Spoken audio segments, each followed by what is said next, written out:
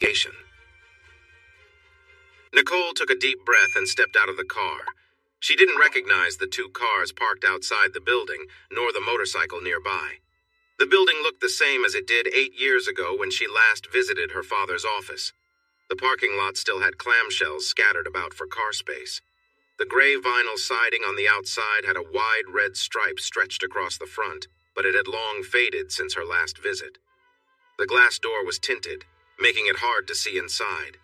She reached for the door with her left hand, but her gaze fell on the small diamond ring on her finger. Her heart fluttered with joy. The man she loved wanted to spend his life with her. He had asked Anne-Marie to help watch Freddie for a bit. Nicole had used a breast pump to fill a couple of bottles for him, then slipped into a pretty yellow sundress with red flowers. Fred took her to Don's seafood hut for dinner. Afterward, he surprised her with a tethered hot air balloon ride over Broussard. As she looked out over Lafayette and the countryside at sunset, she was in awe of the beautiful view. "Nicole," Fred said, wrapping his arms around her from behind. "I know I'm not the best-looking guy, and you could have someone better." "Who says that?" she replied, turning to kiss him. "I've never had anyone as wonderful as you." "Nicole, I want you, forever," he said, slowly kneeling in front of her. "So I'm asking you, will you marry me?" Nicole looked at the ring he held, then knelt down to meet his gaze. "No, baby," she said, tears beginning to fall. "I'm begging you to marry me." "Now that sounds like a yes to me," the balloon operator chuckled as Nicole and Fred held each other tightly. Anne-Marie was buzzing with excitement when they returned home. Fred had shared his plans with her. "Well?" she asked eagerly. At first she had barely tolerated Fred when she met him. "At least I'm not dating him," she thought. But seeing his love for Nicole, for their son, and for the whole family, she understood why Nicole cared for him. She realized she not only accepted him, but loved him too. "Mama, Fred asked me to marry him," Nicole exclaimed, showing off the ring. "And Nicole asked me to marry her," Fred added proudly. Sandra looked up, surprised, when Nicole entered the lobby. Chris was upset. Months of work collecting samples in Nigeria had been compromised, and they now faced a tough financial decision. He had to return to Nigeria, avoid a very corrupt government, deal with dangerous groups, and try to get good soil samples and seismic information, or cancel the whole project. He went there himself and spent almost 3 weeks stuck in his hotel room. The corrupt government burdened him with paperwork and tried to extract bribes from him just to visit his own office and work site in Nigeria. So Norman James was blaming him personally for the success or failure of this trip. And now his daughter, who had kept her distance from him for over 2 years, was right here. Chris was likely to explode with anger. "What are you doing here?" Sandra whispered, trying to keep Chris from hearing her. Nicole was confused and hurt by Sandra's response. "I came to see my dad," she said. "Oh, Nicole, I wish you had called first," Sandra sighed. "Now is just not a good time." "What do you want?" Chris asked from the doorway of his office. "Hi, Dad." Nicole smiled and nearly skipped over to him. He had changed since the last time she had seen him. The last time he wore a wrinkled suit and had a bad wig, and his skin looked gray and dull. Now he had a bald head and a healthy tan, wore a nice suit, and stood tall, looking more alive. "Hi, what do you want?" he asked bluntly. I'm getting married," Nicole said, feeling hurt by his cold response. "Congratulations, but that doesn't explain why you're here," Chris said flatly. "At least talk to her," Sandra pleaded. "There's nothing to talk about. She cut me out of her life years ago. Just took me a while to realize it," Chris snapped at Sandra. "Dad?" Nicole asked, feeling sick. "What?" he replied sharply. "I'm getting married next month. His name is Fred Dumas, and I hope you'll walk me down the aisle," Nicole stammered, trying to hold back tears. "Get Tom Sampo to do it," he said, turning back to his desk. "I'm not close to him anymore," Nicole said from the doorway. "That's a shame," Chris said. "You made it clear that I'm not important to you either." "Dad, I'm sorry," Nicole said. "Me too, you selfish person," he shot back. "Me too." "Chris!" Sandra yelled. "What?" Chris shouted. "She needs to hear it. She hasn't seen me in over 2 years, and the only reason she's here now is because she wants something." He opened his desk drawer, pulled out a file, and tossed it on his desk. In 1997, I had to give up a manager's job in Santa Barbara, California. Why? He continued. Because you had just started at St. Thomas More and were trying out for the cheerleading squad. You didn't make it, but that promotion went to Vince Guidry. Know what his bonus was the first year he was there? $1,008,000. I didn't know. How was I supposed to know Chelsea didn't want me on the team? Nicole said, trembling. 2000, I was offered the job of vice president at Pilot and asked to move to Houston, Chris continued. I had to turn it down because my daughter was training with a tennis coach, even though there are coaches in Houston, too. Ernie Braswell took it instead. I shouldn't even mention how much he made last year. He closed the file and faced her. Tell me, Nicole, how's your tennis going? He asked in a sharp tone. She started to say, but then quickly left the doorway. Chris heard her getting sick and heard Sandra comforting her softly. Daddy, I'm really sorry, Nicole said, wiping her mouth with her hand a moment later. Uh-huh, he replied. How long was I gone before you even noticed I wasn't there? I don't know, she confessed. Uh-huh, he said. I gave up my job for your tennis lessons and went to one match. I only went because I heard your mother talking to a friend about it. Do you have any idea how that feels, Nicole? To not be invited to your own daughter's tennis matches?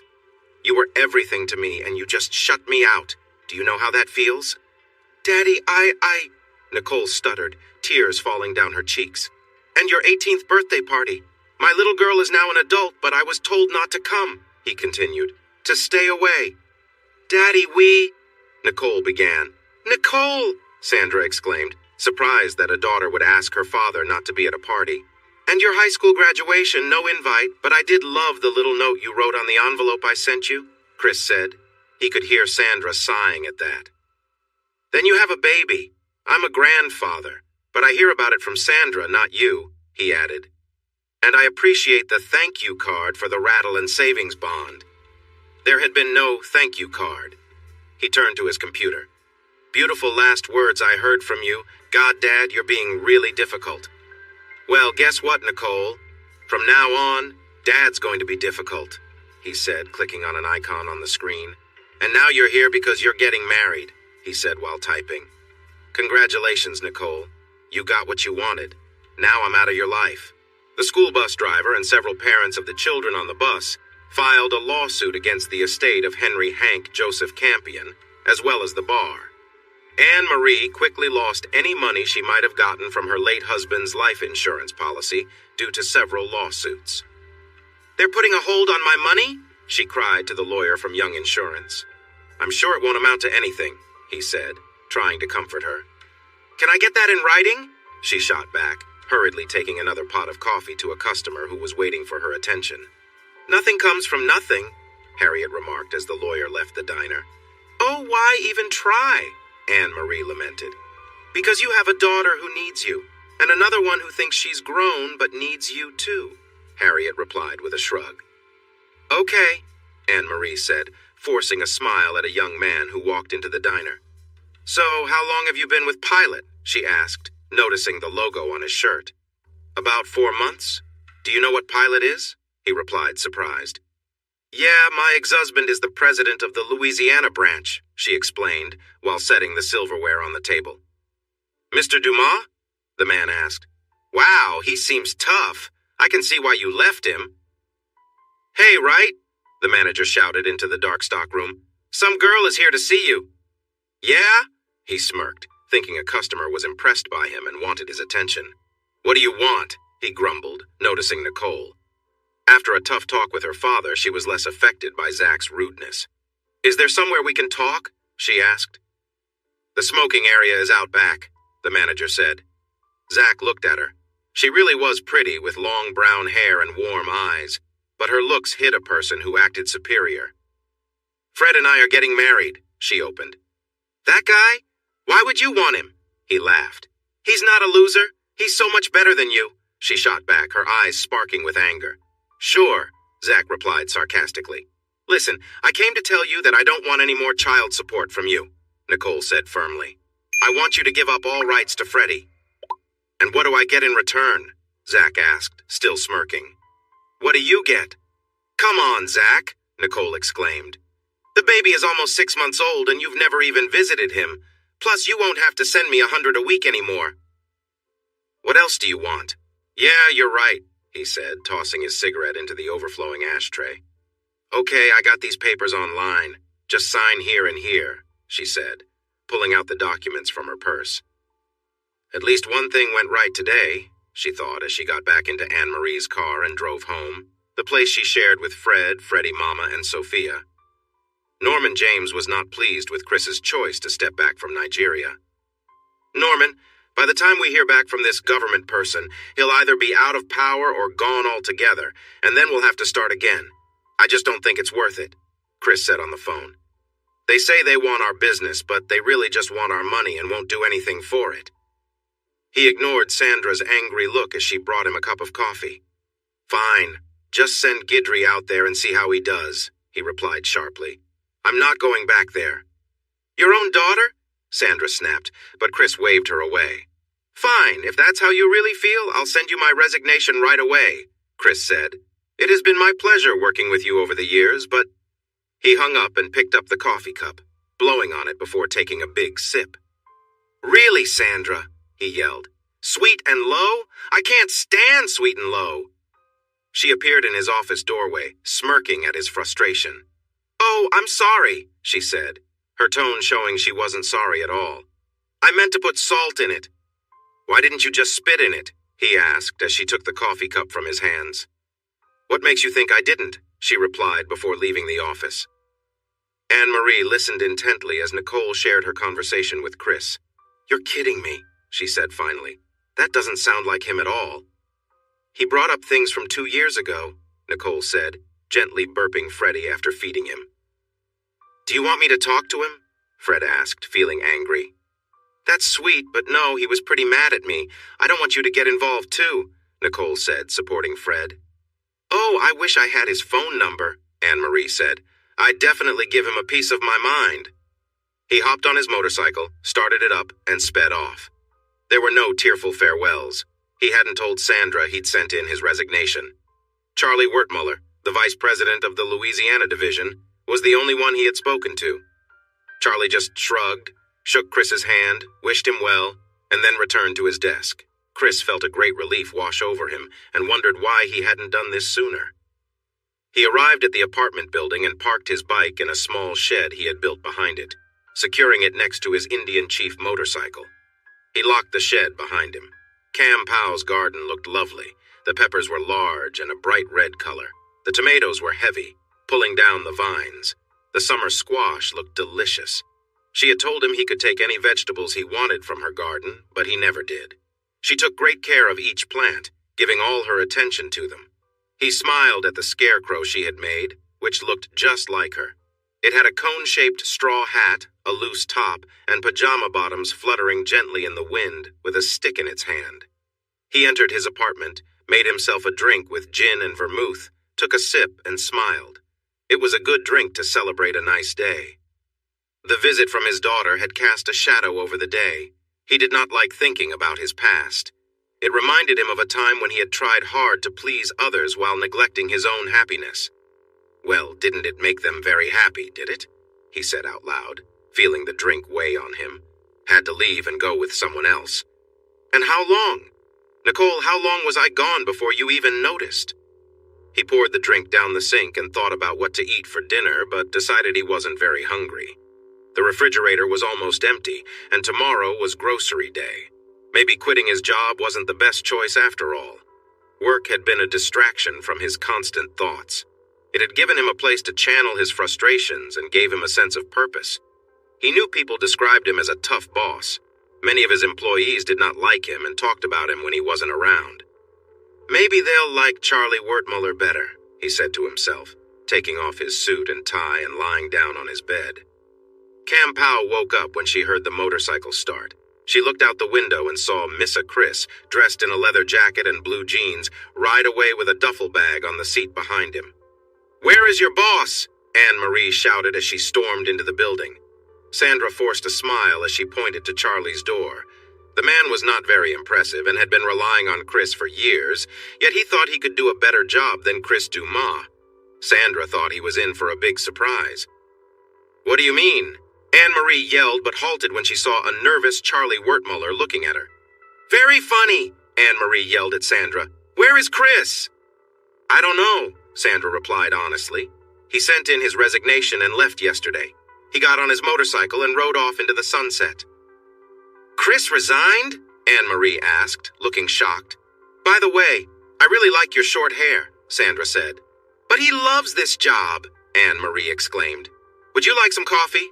Sandra offered as Anne-Marie sat down in the small chair in front of her desk. "Thanks," Anne-Marie replied, taking the cup. "How is Sophia doing?" Sandra asked. "I was sorry to hear she has trouble with hearing, but they are doing so much to help." "And who is this?" Charlie asked sharply, standing in the doorway of his office. "This is Anne-Marie Sampo, Chris's former wife," Sandra said, continuing her conversation with Anne-Marie as if Charlie wasn't there, staring at them both. A diner in Monroe, Louisiana served him weak coffee and greasy eggs. He kept an eye on his motorcycle, noticing a few people looking at it. A teenage girl even touched the handlebars before going inside and speaking to the waitress, who pointed to Chris. The girl seemed disappointed when she saw a middle-aged man having breakfast. "Sorry, I'm not the tough guy you expected," Chris thought to himself, rubbing his chin. "Maybe a beard would help?" The girl looked like she wanted to say something, but when Chris looked at her, she blushed and hurried back inside. "He's right, though," Nicole said, cleaning up Sophia's lunch. "What?" Fred asked, glancing away from the game show he was watching. "Who's right?" "My daddy," Nicole signed to Sophia, showing her the sign for all done. "The only time I talk is when I need something, and then I don't say anything for 2 years. She looked over at Fred, who was already dressed in his work uniform, even though his shift didn't start for 2 hours. Many employees waited to change, but he wore his uniform proudly. He was a good man. "Do we have any stamps?" she asked. "Yeah, they're in the junk drawer," he replied. "Why?" "I want to send some pictures of Freddie to him," she said. "We have so many, right?" Fred helped her find an envelope and quickly grabbed the stamps after she searched for a while. "Just be quiet," she joked, taking the stamps from him. Not having her father's address, she just wrote to the office in DeGard. The diner in Allister, Missouri didn't welcome him warmly, so he watched his motorcycle even more closely. He paid the bill and stepped outside. 3 young men were hanging around while another sat on Chris's bike. "Hey, get off my bike," Chris said firmly. "Make me," the kid replied with a smirk, and his friends laughed. Chris responded quickly, striking the boy's face with his fist. One of the other boys threw a punch at Chris, but he easily dodged it and pushed the kid away. "Let's keep this fair," Chris heard a man say, followed by the sound of a shotgun getting ready. The other 2 boys ran away, leaving their friends behind. "You," the trucker said, pointing at the boy who had been on Chris's bike. "You need to apologize for messing with his bike." "Forget you," the kid mumbled, touching his sore mouth carefully. "Thanks," Chris said genuinely. "I'm a biker too, and I can't stand when kids think it's okay to just sit on bikes," the trucker said as he opened the door to his big truck. "What's 1041 mean?" he asked. "That's when I decided to change my life," Chris replied. "Take care, 1041, the trucker said, putting the shotgun back and heading inside the diner. "My dad's a lawyer. He'll sue you," the kid with the sore mouth complained. "Tell him to leave me alone," Chris said, starting his bike, spitting on the ground near the boy and driving away. "He just left, and Sandra can't find him. She called his phone, but he didn't pick up," Anne-Marie told Harriet. "Still thinking about him, huh?" Harriet asked. Anne-Marie paused, looked closely at her boss, then nodded slowly. "Yeah, I guess I do. He's always been—" "Let me ask you," Harriet interrupted. "Would you still feel this way if Mr. Wonderful hadn't hurt you?"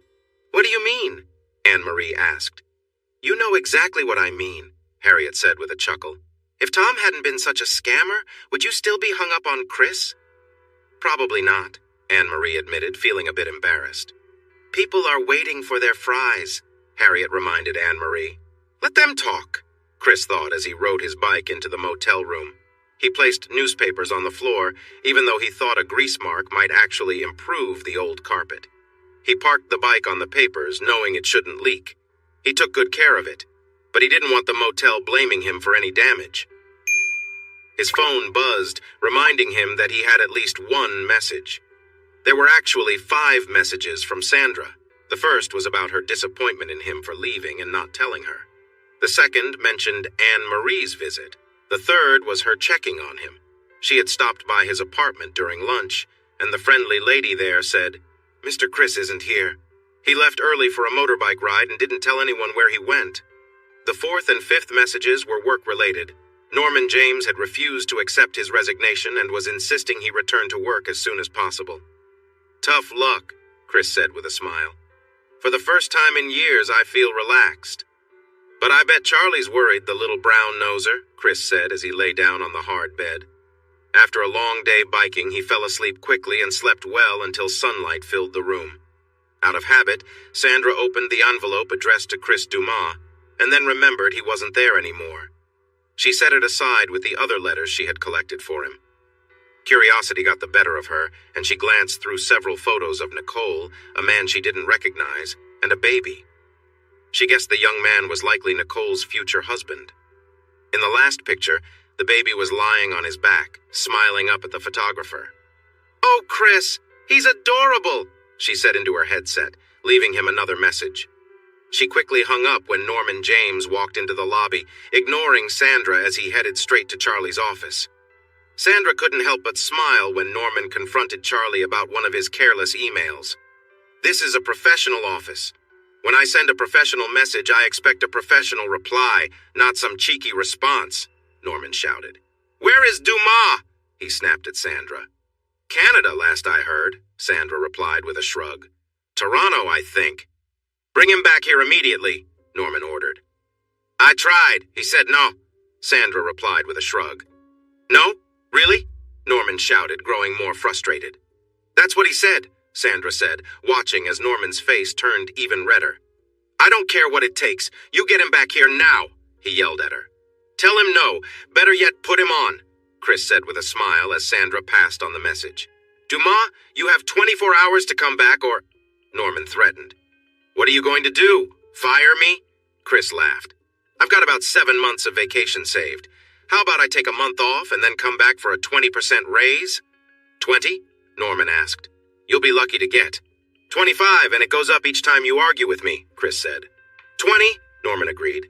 "And Sandra gets a 20% raise, too. You need to get Charlie Wertmuller away from me. I don't care if you take him to Houston, Nigeria, or Mexico City, just as long as I don't have to deal with him or his complaining wife again. Also, William Kennedy will take Charlie's old job. See you in August," Chris said, and hung up. Sandra felt a big wave of anger as she sat and watched the wedding at the gazebo in the condo complex. Now and then, Nicole would glance around, and Sandra saw a few tears roll down the girl's cheeks. When Chris returned, she planned to confront him about leaving his daughter like that. Sweet William sat beside her husband, Jimmy, and Sandra had to suppress a laugh. The large man, almost like a giant, was using a handkerchief to wipe his eyes as he watched little Nicole exchange her vows. "I am so upset with your father," Sandra said to Nicole at the small reception in the condo clubhouse. "Don't be," Nicole replied. "I've been letting him know for years that I don't care. I guess he's just showing me he doesn't care either." "That's not right," Anne-Marie added. "Mom, we've talked about this," Nicole replied, then laughed when Sophia's eyes lit up at the wedding cake, and the little girl began singing Happy Birthday to me. No, silly girl, it's not a birthday," she laughed and took Sophia over to the cake. "This cake is for the wedding," she signed to the girl. "I guess we better cut the cake before it gets chaotic, huh?" Fred said as he brought Freddie over, watching Sophia struggle to reach the large wedding cake. Everyone, Nicole called out over the DJ's music. "Change of plans. My sister wants cake, so we're cutting it now, okay?"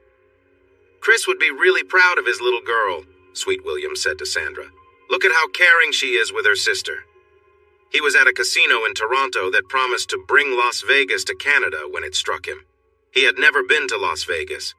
Anne-Marie and her mother had gone many times for Mother's Day weekends, and when Nicole got older, the two women promised to take her along, but Chris had never been.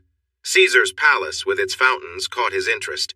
He remembered Evil Knievel trying to jump those very fountains, then recalled Robbie Knievel succeeding where his father had not. The small bar claimed to have everything, so he shrugged and stepped into the cool calm of the bar. The women there seemed young and nice-looking. He was aware of that. The old man was not getting all the attention because he was the best-looking person they had ever seen. They were more interested in the money in his wallet. "I have a modified Harley," he told Diamond when she noticed his helmet and asked about his bike. "Can you give me a ride?" she asked, leaning closer to him. "I finish work in an hour. My roommate already left." "Sure," he said, quickly choosing to drink soda instead of beer. Diamond was a tall brunette, looking a little worn out as if she had been doing this for a long time. When she came back, she wore tight blue jeans and a short top that showed off her figure. Suddenly, a stout man shouted, "What are you doing with my girlfriend?" He stood by Chris's motorcycle. Diamond gasped and moved closer to Chris, blocking his right arm. The stout man held a pipe.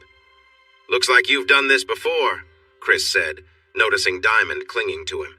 He pushed his elbow back, trying to hit Diamond's stomach, but instead, he accidentally hit her ribs. She cried out in pain and fell to the ground. He then targeted the man's knee with his foot. His kick connected, and the man fell down. "Las Vegas Police Department," said an operator in a mechanical voice. "What is your emergency?" Chris realized that Glenda and David Falcone had clearly done this kind of thing before. He guessed this since the man was waiting right by his motorcycle, the only modified Harley around. Usually, Glenda would charm a client into giving her a ride, then call her brother. David would act like an angry boyfriend, knock the target out, and they would take the person's cash. Later, he returned a message from Sandra, who was upset with him. "And what could be more important than watching your daughter get married?" she demanded over the phone. "Fighting crime in Las Vegas," he chuckled. "Well, Mr. Smarty Pants," Sandra replied sharply, "you gave the bride and groom all those kitchen gifts." "That was very generous of me," he said casually. "Yes, almost as generous as the $5,000 you gave them," she pointed out. "5,000!" he exclaimed in shock. "Come on, Sandra." "Could have been less if you had been there," she said, ending the call. Meanwhile, another exploration company secured a contract with the Nigerian government, beating out PD. Norman James was very angry about their losses until the other company's workers were attacked by terrorists for working with the American devil. No one in Nigeria wanted to work for the American company, and the other company lost a lot of money. However, he didn't tell Chris that he was right to suggest not moving forward with the project. He also wouldn't admit that promoting William Kennedy from laborer to vice president of the Louisiana division had been a good choice. William's large size hid his smarts and business skills. "Oh my gosh, I just don't know how I will manage in this office with such stylish, well-dressed men," Sandra said while fanning herself as Chris and Sweet William walked in. They were both trying to outdress each other without saying it. Chris had a wardrobe full of tailored suits and little cotton clothing. He favored silk for his undergarments, and his shirts and ties were bright and colorful. Sweet William had a hard time finding clothes that fit his size but made the best of what he could find. "Just do your best," Chris smiled as he entered his office. Sandra had happily cleaned out everything Charlie left behind when he left, and put Chris's awards in new frames on the wall behind his desk. Photos of Freddie and Nicole's wedding were framed and placed right in front of Chris's desk, so he could see his daughter and grandson every time he looked up. He laughed when he tried to take the photos down and found that Sandra had glued them to the wall. "Oh, here's another one," Sandra said as she entered Chris's office, putting up a new framed picture of Freddie. "This is from his first birthday. Isn't he cute?" Chris looked up from the latest charts showing the path of a strong hurricane and squinted at the new picture. The little boy's face was covered with chocolate ice cream and birthday cake. "Wow, if he had any more chocolate on his face, people might think he's one of Sweet William's kids," Chris joked as he returned to his work. "Oh, no way, he isn't that cute," William replied, entering Chris's office in a bright orange sweatsuit. "Why do you wear that?" Chris asked, shielding his eyes from the color. "So no one messes with me," Sweet William said. "No more long runs like yesterday," Sandra warned. The day before, both men had gone for a run together. Neither wanted to admit they were tired, so they just kept going. They had walked nearly 5 miles when Chris suddenly burst into laughter, and Sweet William joined in. "My goodness, I have no idea where we are." Chris chuckled loudly. "Wow, let's head back. You can run behind me," Sweet William said with a smile. "Why should I do that?" Chris asked, turning to jog back in what he thought was the direction of the office. "Do you have gas?" Because if people see a black man running behind a white guy, they might misunderstand the situation, Sweet William replied playfully. And if they see me running after you, they might think I'm chasing a robber, Chris added. It's better if we run side by side. You two spent all yesterday complaining about how tired you are, Sandra said. How about using some common sense for a change? And where's the fun in that? Chris laughed, stepping out of his private bathroom dressed in a gray sweatsuit. What do you know about Muslims? Chris asked as they began to jog steadily. I know it's more than just a religion. It's a complete way of life, Sweet William replied. They take it very seriously. There's no in-between. Why do you ask? Are you thinking about converting? No, my tenant upstairs says he's Muslim and his girlfriend is too, Chris explained. Aman Cabrera was the name he went by. It means scholar of integrity, he said with pride as he and Alicia Scanduro looked around apartment 3. I study the Quran. It's not just reading, it's studying. Okay, Chris said, not really interested in the name's meaning. Both were in their early to mid-20s but had little else in common.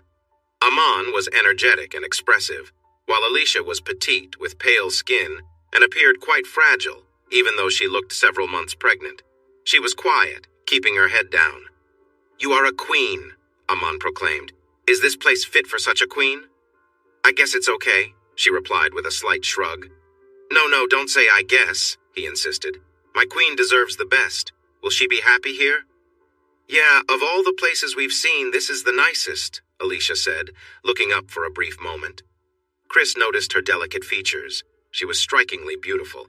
Her light brown eyes sparkled, and her small nose complemented her lovely pout, even if her expression seemed muted. Her long hair had light streaks of blonde. She quickly looked down when she saw Chris watching her. Aman filled out the lease application with flair. Everything he did felt dramatic. Chris handed him one set of keys and turned to give the other set to Alicia. Aman quickly took the keys from his hand. Muslim women can't touch any man who isn't their husband or father, Aman explained. Are you Muslim too? Chris asked Alicia. I am, Aman replied briefly. Muslim or not, that kid is loud, Chris said. When he starts his car, it shakes the ground from that music. That's not about being Muslim. That's just a kid who doesn't care about anyone, Sweet William said as he turned to go back to the office. I've seen others act like that too. Oh, come on, you Baptist, Chris laughed.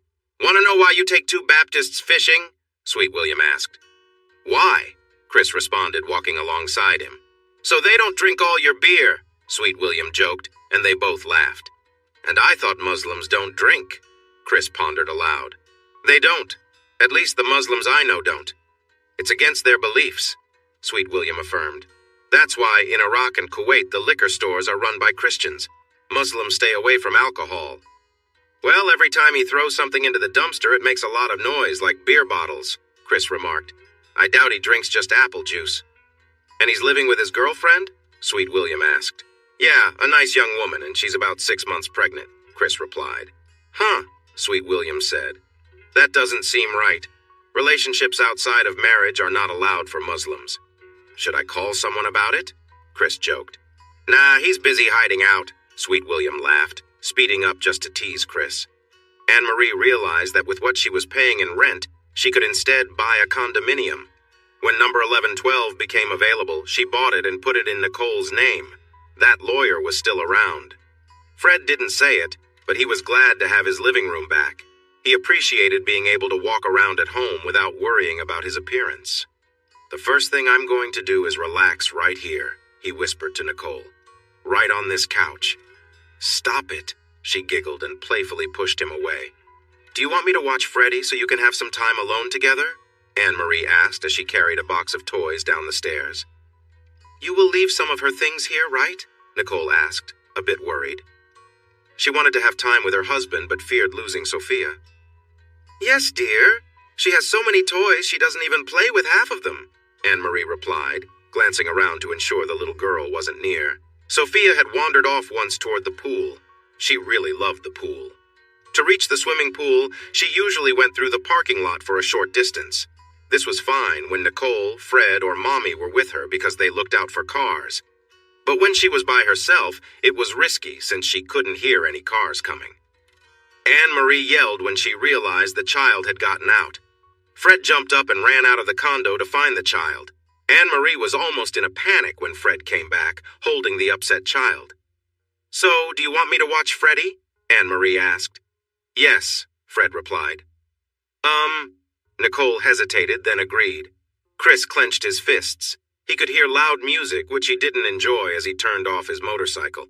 It seemed Aman was starting his weekend early. Chris picked up an empty box and tossed it into the dumpster, the name Coors Light printed on it. "Muslim, huh?" He scoffed. 2 hours later, Chris had a terrible headache from the constant thumping of Aman's music. He went upstairs and knocked loudly on the door of apartment 3. A drunk Aman opened the door and glared at Chris. "What?" he demanded. "Could you turn that down a bit?" Chris asked firmly. "Why, is someone complaining?" Aman asked. "Yes, I am," Chris said. Aman looked surprised to learn Chris lived below him, then shut the door but turned the music down a little. Chris knocked again. "What?" Aman shouted. "Lower it more, I'm tired and want to sleep," Chris said. "I have the right to play my music," Aman argued, getting close to Chris. "Back off now or you'll regret it," Chris replied, standing his ground. "You can play your music, but not if it disturbs my peace." "Aman, please," Alicia said gently. "What?" Aman shouted at her. "You're on his side?" "No, I just want some quiet too," she said softly. "All of you are disrespecting me in my own home," Aman muttered as he trudged over to the stereo and turned it off. "That's not how you should speak to someone," Chris said as he walked away. Anne-Marie listened closely. There was no noise coming from the children's room. A quick look inside showed they were both fast asleep. She left the door open just in case they woke up and hurried down the hall to her bedroom. Her bed felt wonderful. She lay down and enjoyed the soft sheets against her skin. A moment later, she carefully took off her clothes and lay on the soft sheets. As she looked down at herself, she noticed that she wasn't the same slim woman she had been 3 years ago. "Having a baby changes things," she said to herself, explaining the little extra weight she now had. Her figure wasn't as firm as it used to be. There were also several small marks on her pale skin. She reached down to touch her body gently. She felt a sense of warmth growing inside her and focused on the feeling, taking her time. When her stomach felt tight and ready for release, she quickly opened her nightstand drawer and pulled out a device she liked to use. "Okay, here we go," she whispered as the feeling washed over her. She enjoyed it a few more times, feeling free to make noise without worrying about being overheard. "It's the 3rd of the month," Chris said cheerfully. "Yeah, about that," Aman replied, avoiding Chris's gaze. "We had an unexpected expense come up, you know." "But rent is something you expect, right?" Chris replied. "Right. So I can give you $300 now, and I'll pay the rest when I get my paycheck next week, okay?" Aman suggested. "The rent is $400 a month. It's in the agreement," Chris explained. "You signed it. There's a late fee of $25 a day if it's not paid in full." "You can't do this to me," Aman shouted. "If it's not paid by the 10th, I will change the locks and put your belongings outside. That's what the lease says," Chris continued, ignoring Aman's protests. Chris turned and went back downstairs, not listening to Aman anymore. He made himself a meal with some crawfish that Cam Pao had given him, along with her rent payment. He was glad he had taken the cooking class, since he felt like cooking Chinese tonight, even though crawfish could also be used in Cajun or Mexican dishes. As he cooked, he could hear Aman above, talking loudly. He couldn't catch what Alicia was saying, which wasn't surprising because he rarely heard her. But Aman was growing louder, even though Chris couldn't understand his words. While heating oil to fry rice, he noticed a gentle knock at his door. Chris turned off the burner and walked towards the door. "Who is it?" he called out. He heard a muffled response but couldn't make out the words. "Who?" he repeated, raising his voice. "Alicia, from upstairs, apartment 3, came the hesitant reply, this time a little clearer. Sighing, he opened the door just a crack, keeping the security chain on. He wasn't taking any chances, just in case this was some kind of trick. The chain was sturdy, attached securely to the reinforced door and frame, something he had made sure of after hearing too many stories about break-ins. "Mr. Dumas, Aman sent me to see if maybe we could work out, some kind of arrangement?" she asked, her voice quiet and unsure. Chris, irritated at being interrupted, shook his head. Yeah, the deal is Aman can come up with the rest of the rent no shortcuts. He closed the door and locked it again, twisting the deadbolt. Heading back to the stove, he was about to finish cooking when another knock came, this time more insistent. Yes? Chris asked, his patience wearing thin. Please, Mr. Dumas, it's me, Alicia, she sobbed quietly. Don't make me go back upstairs. I need help.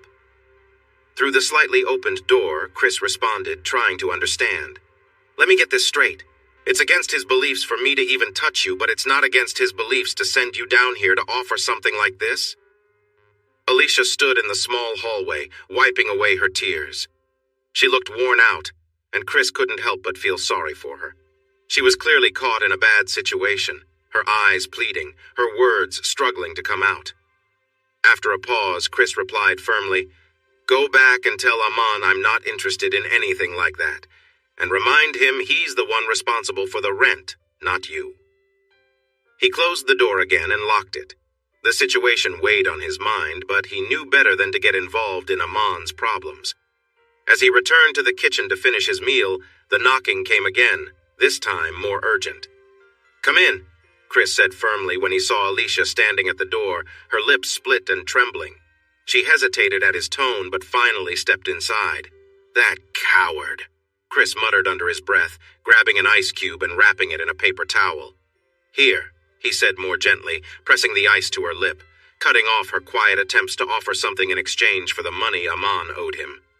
He led her to the leather love seat, making sure the door was locked behind them. Chris then returned to the kitchen, where he was preparing food. As usual, he'd made too much and began packing the leftovers into containers when he glanced at her again. Have you eaten yet?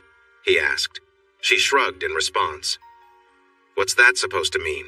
Chris asked, his voice a bit sharper. Yes, no, maybe?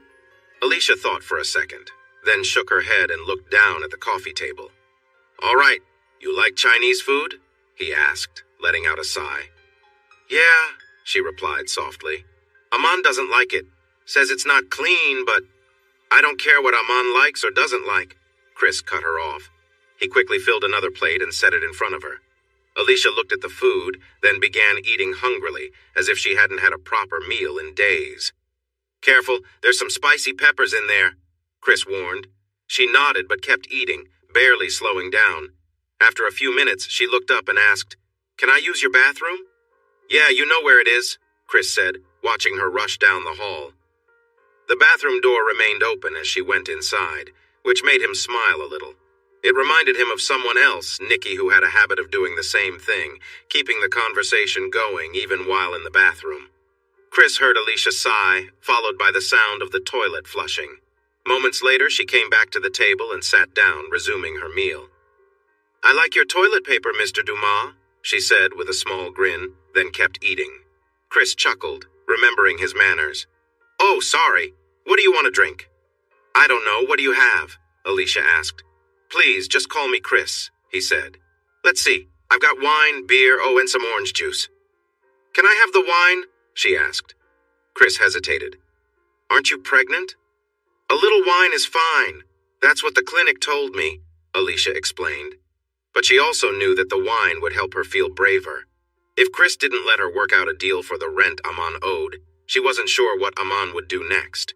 He had been hitting her since they started dating. Then he would say he was sorry and promise not to do it again. This time was different. He did it hard enough to draw blood, and this time he didn't say he was sorry. She took a sip of her dry white wine, which paired nicely with the crawfish. This is good, she said, referring to both the food and the wine. Thanks. My friend in Crowley has a vineyard. He and his wife are from Italy, and they make their own wine. He also makes this drink called grappa from grape remains, Chris said. Oh, cool, Alicia replied. Do you have any? Right, Muslims don't drink, Chris said with a hint of sarcasm. Come on, he acts Muslim only when it suits him. He skips prayers and eats pork whenever he feels like it, she replied sharply. Chris didn't react much to her words, his mind wandering. He noticed her outfit and the way it fit, but he quickly tried to focus back on the conversation. Kids these days, he thought. No one had tattoos when I was younger, except sailors and bikers. Alicia caught his gaze and smiled slightly. She then asked, "So, do you have any of that grappa?" "Yeah, finish your dinner and I'll pour you some," Chris offered. "Okay," Alicia replied, finishing the last bit of rice on her plate. He found the small shot glasses, grabbed the bottle, and poured 2 shots. "Want to make a toast?" she asked. "You're the guest. You go ahead," he smiled back. "To love," she said simply. They clinked their glasses and drank the liquor. "Wow, that's strong," she coughed, then laughed. "That's some stuff." "Definitely," he agreed, enjoying the taste. He cleaned up the dishes and put them in the small dishwasher. "Mr. Chris?" Alicia asked quietly. "Yes," he replied, preparing for a serious discussion. "Please, I need to talk about Aman. Can we work something out?" she pleaded. "Alicia, I've made it clear," Chris said with a sigh, grabbing a sponge to wipe the counter. "I told him what to expect, and he read the lease before signing it, right?" "Yeah, but then we had that issue come up," Alicia mumbled. "That's what I wanted to discuss," Chris said, turning to face her. She wasn't looking at him. Instead, she was fiddling with her shirt, seeming to lose focus on the conversation. She looked down at the table, staring at the empty shot glass. "Please stop that," he said with a smile, placing his hand over hers. "It's hard to think when you keep teasing me." "Like this?" she asked playfully, lifting her shirt slightly. "I like it," he replied honestly. "But about that unexpected cost, what was it?" "His dumb subwoofer broke," she replied angrily. "Oh, baby, I need my music. It's not the same without the bass." "Am I just supposed to wait for my rent because he needs his music fixed?" Chris asked, frustrated. "Uh-huh," Alicia said, realizing she might have said too much. Aman would not be happy. "Come on," Chris sighed and reached out to help her up. "Are we going to do it?" Alicia asked, sounding hopeful. "What? No, you're going to go tell him if he gets me the 100 tomorrow, I won't charge him the late fee," Chris said. "He'd rather not pay the 100, Alicia said. "And I'd rather not listen to his awful music, you know," Chris replied. "Thanks, mister." "Chris," Alicia said softly, giving him a quick kiss before leaving his apartment. He locked the door behind her and hurried to the bathroom, but didn't make it in time. He wondered what she had tattooed on her back. The large letters were almost visible through her shirt. It wasn't just the long hours. Anne-Marie felt tired even on her days off. Lately, carrying the heavy tray to the tables had become more challenging. "You look a bit worn out," Harriet said to Anne-Marie. "Yeah, I just don't know what's wrong with me," Anne-Marie replied. "I wake up feeling even more tired. Poor Nicole has to look after Sophia even when I'm home." "Aw, poor thing," Harriet teased, "and we all know how much she loves doing that." "Shut up," Anne-Marie laughed. "At least you have a babysitter nearby," Harriet smiled. "My boys would rather fight than help each other. Thank goodness for the military. Uncle Sam can look after them now." Anne-Marie forced a smile as George walked in. He was a regular and often asked her out. She liked the idea of dating and wished for someone to hold her close. George, however, was quite heavy and didn't always look after himself. "You know, I looked everywhere on this menu and your phone number isn't on here," George said when Anne-Marie asked what he wanted. "And it won't be. What do you want to eat?" Anne-Marie asked, suddenly feeling dizzy. "You okay?" "Do you need to sit down?" George asked, worried. "Hey, look," Aman said, fidgeting as Chris walked toward the mailboxes. "I thought we had a deal." "We do. I rent you a place, you pay the rent, and everybody's happy," Chris replied, checking his mail. "Right, but Alicia was at your place all night. All I get for that is no late fee? That's not fair," Aman said, upset. "Yeah, you're right, that isn't fair," Chris said. "So now you owe me the late fee. Happy?" "No way!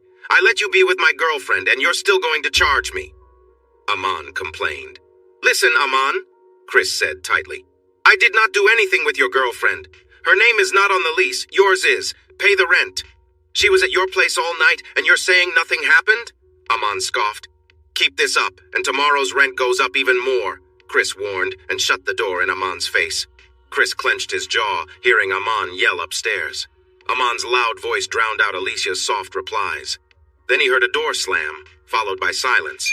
He nearly smiled when a soft knock came at his door. Looking through the peephole, he saw it wasn't Aman. "Yes?" he asked as he opened the door. "Mr. Chris," Alicia said. Can we talk? She fumbled her words. Have you eaten? He asked as he opened the door wider. No, sir, she said, and took a seat at his small table with gratitude. She wore the same clothes as before. Chris noticed she might not have many outfits, especially maternity ones. What are your tattoos of? He asked. The last girl I saw with tattoos had dragons. It's easier if I show you, she stuttered, her cheeks turning red. No need for that, he said quickly while placing a plate of Salisbury steak, mashed potatoes, and green beans in front of her. Would you like some wine? Yes, please, she replied with a smile. He poured her a generous glass of red wine from a friend's collection. She sipped it with appreciation. Aman doesn't drink anything but beer, she said, and he counts them to make sure I don't drink too much. I'm not Aman, he said as he sat at the table with her. I know, she said, placing her hand on his leg. He didn't move her hand but also didn't push it away. This is really good, she said between bites. Chris poured the drinks as Alicia looked around.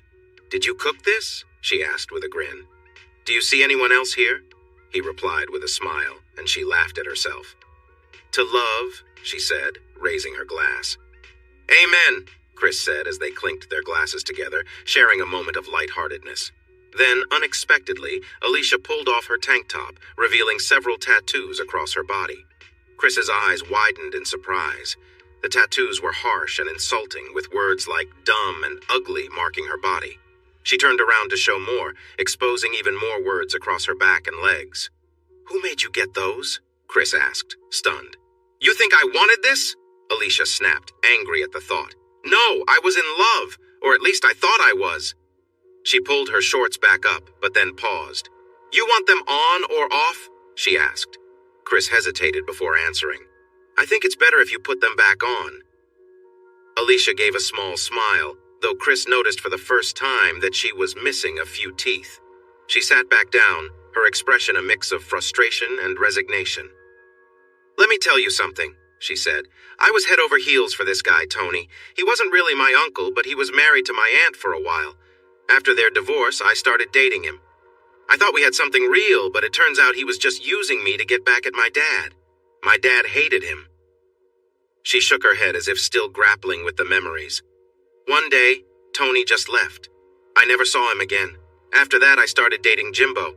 He had this great Harley, and I thought we were really in love. But then one night he brought home this girl, April, and told me we were going to have a three-way. I wasn't having any of it. Alicia paused, her eyes darkening at the memory. Next thing I know, April started attacking me, beating me up while Jimbo just stood there laughing. That's how I lost my teeth. She pointed to the gap in her smile and then continued. After that, everything spiraled. Jimbo didn't care about me. He just enjoyed watching me get hurt.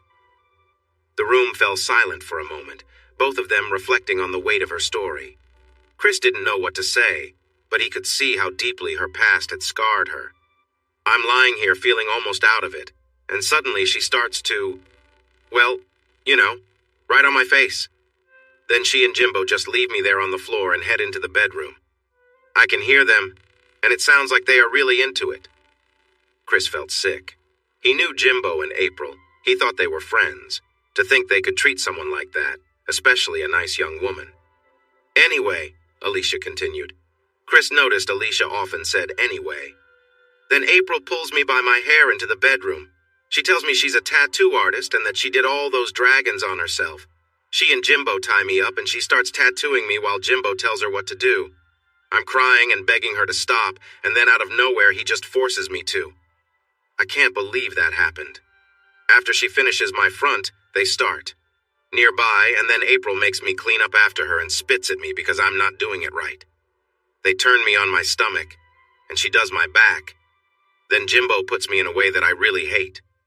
It's just so wrong. And then they invite their friends over, and I think I passed out or they must have done something to me because everything goes blank after that. Sweetheart, maybe you should get dressed again. Chris sighed, the idea of being with this girl feeling far away now. Anyway, Alicia said as she put her shorts back on and pulled her shirt over her scars. Next thing I know, I'm on the side of the road. A truck driver picks me up and we head to Washington. When we get there, he tells me I have to ride with Tiny Tim. I'm with him for a year or two, and then I find out he's been married the whole time. I feel so hurt and betrayed, and in the heat of the moment, he pushes me out of his truck while it's going fast. I wake up in a hospital and there's Aman saying, "Oh, you are my queen, you are my destiny," and I'm like, "Whatever." Chris smirked as he spotted Aman outside, trying to look into his apartment. Good thing he had Alicia put her clothes back on. "Anyway, Aman making me come here to meet you isn't surprising," Alicia said, still sounding distant. "What about your mom and dad?" Chris asked her. "They," Alicia started, and then lowered her head. "My dad says I'm going to live poorly. They don't really understand me." "Well, if it helps at all, Jimbo's in a wheelchair now," Chris replied. "No," Alicia gasped, alarmed. "Why would that help? Oh, that poor man." "What about April?" Alicia asked. Chris shrugged. "Probably taking care of him, I guess." "Well, thank God she's there to help him out," Alicia said sincerely.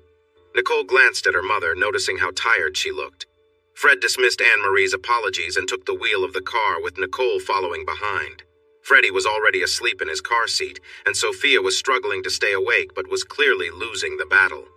"Do you want us to keep Sophia overnight?" Fred offered kindly. Anne-Marie, overwhelmed, burst into tears. "I'm so sorry. I don't know why I'm so exhausted," Fred comforted her. "No need to apologize. That's what family is for." "Harriet said I can have tomorrow off," Anne-Marie added, wiping her eyes. "Why don't you and Nicole drop the kids off with us and have a day just for yourselves?" Fred smiled but shook his head. "I've got work, but thank you." Later, Chris unlocked the door to his apartment when Aman confronted him. "You're rich! Why are you all over me about the rent?" Aman complained. Chris remained calm. "What I earn doesn't matter. You signed a lease and agreed to pay. You still owe me." "I don't see why you're making such a big deal. You've got enough money," Aman said angrily. "Again, it's not about what I have. You owe rent, so pay it or leave," Chris replied firmly, and then closed the door. A soft knock came shortly after, and Chris smiled, though he still checked the peephole just in case Aman was trying something. But it wasn't him. "Hi, Mr. Chris," Alicia greeted him with a warm smile. "Hi," he replied, giving her a gentle kiss. He locked the door and led her to the dining table. "Hope you like lasagna," she laughed. "Lasagna's in my blood, Chris. My family practically invented it." "Calling me boy?" Chris teased, raising an eyebrow. "I'm a man, don't forget that." Alicia grinned playfully. "Whatever," she said with a laugh. After their meal and a few drinks, Chris led her by the hand to his room. She seemed happy and comfortable, smiling as she moved around, removing her t-shirt and shorts. "Oh my God," she whispered as Chris undressed. "You look amazing, Mr. Chris." She quickly went to the bathroom, grabbing a small, wet cloth. "Lay down," she said with a smile, gently wiping his arms. "I just don't like the taste of that deodorant." Chris chuckled softly, and she playfully swatted his hands as they joked with each other. Their moment was sweet and tender, filled with light teasing and soft kisses as they lay together. She kissed him gently, then playfully nipped at his neck and shoulders, showing her affection in her own unique way. She gently kissed Chris on the lips, then moved her way down his chest with soft kisses, showing affection. She moved about on the bed, her focus entirely on him. By the time she reached his hips, the tension in the air was clear, but their connection was tender. She looked up at him and smiled. "You're doing great," she whispered as she continued to make him feel comfortable. Later, after they had shared a moment together, she teased, "Oh, you've made quite the mess." She chuckled lightly, then sat up, wiping off his skin with a soft cloth. "Don't worry, I'll take care of it," she said, making sure everything was clean before they both relaxed. Later that day, Aman came downstairs, clearly frustrated. He threw a crumpled $100 bill into Chris's hand. "Here," Aman snapped. "No more complaints about the rent being late." Chris smiled calmly, pocketing the bill. "Good. See you next month," Aman muttered under his breath as he stomped back upstairs, slamming the door behind him. Once inside, Aman turned his frustration toward Alicia. "You're not going back down there anymore, understand?" "Sure, whatever," Alicia responded, turning off the TV without much concern. "I'm serious. If you go down there again, you better stay down there," Aman shouted. Ignoring him, Alicia looked around. "What do we have to eat?" "What?" Aman asked, surprised. I said, what do we have to eat? She repeated. Aman opened the fridge and looked inside. I don't know, let me check. There's nothing in there, Alicia said, her voice full of disappointment. It was empty this morning and nothing's changed since then. What did you expect? Aman's frustration boiled over and he lashed out in anger, slapping her across the face. Alicia blinked back tears but stayed calm, refusing to let his anger get the best of her. Slowly she stood up from the chair and walked toward the door, smirking despite the sting. Where do you think you're going? Aman yelled after her. Downstairs, she replied, smirking. At least Mr. Chris has food, and he doesn't have to act like this to feel in control. Tears quietly rolled down her cheeks as she gathered her things, including the maternity clothes Aman had bought for her. Despite everything, she decided she needed to take care of herself no matter what. She put on the bright red dress and felt how soft and cozy it was. And tomorrow I'll take the car. We can go get you some shoes. That barefoot and pregnant idea is just silly, Chris said as she walked to the door carrying her things. Thank you, Mr. Chris, she said again. Aman had drunk a lot while she was downstairs and looked upset when she came back to the apartment. Feeling numb, she lay on the bed and let him in. In the back of her mind, she thought about how Aman would feel if he knew the real reason she felt this way. Mom, you really need to see a doctor, Nicole said with concern as Anne-Marie came in, carrying a very upset Sophia. Sure, Anne-Marie replied, but every extra penny I have is going to that lawyer. Do you have money for a doctor just lying around? So who's the new friend? Sweet William asked. Who says I have a new friend? Chris replied as he put on his jogging shoes. Come on, every time you have a new lady friend, you start eating those peppermint candies like there's no tomorrow, Sweet William laughed. I was just trying to get through, Chris admitted. Yeah, it would be easier for you to find a way around it, Sweet William chuckled as they started jogging at a slow pace. Sure, but that doesn't help my situation, does it? Chris replied. You're just being silly now, Sweet William laughed. Sandra looked up as Nicole walked in quickly. I need to see my dad, Nicole said firmly.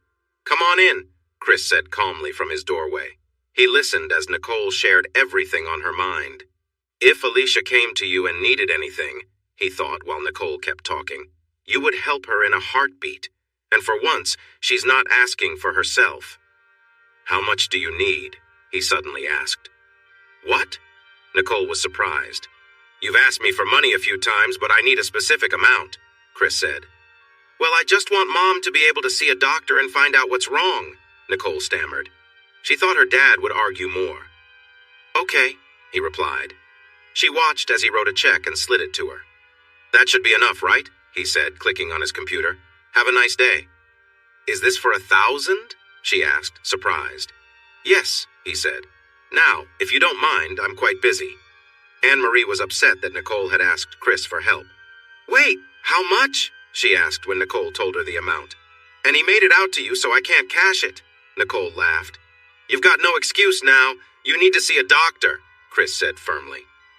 Alicia sighed with relief as the saleswoman removed her old, worn sneakers and slid a pair of comfortable walking shoes onto her feet.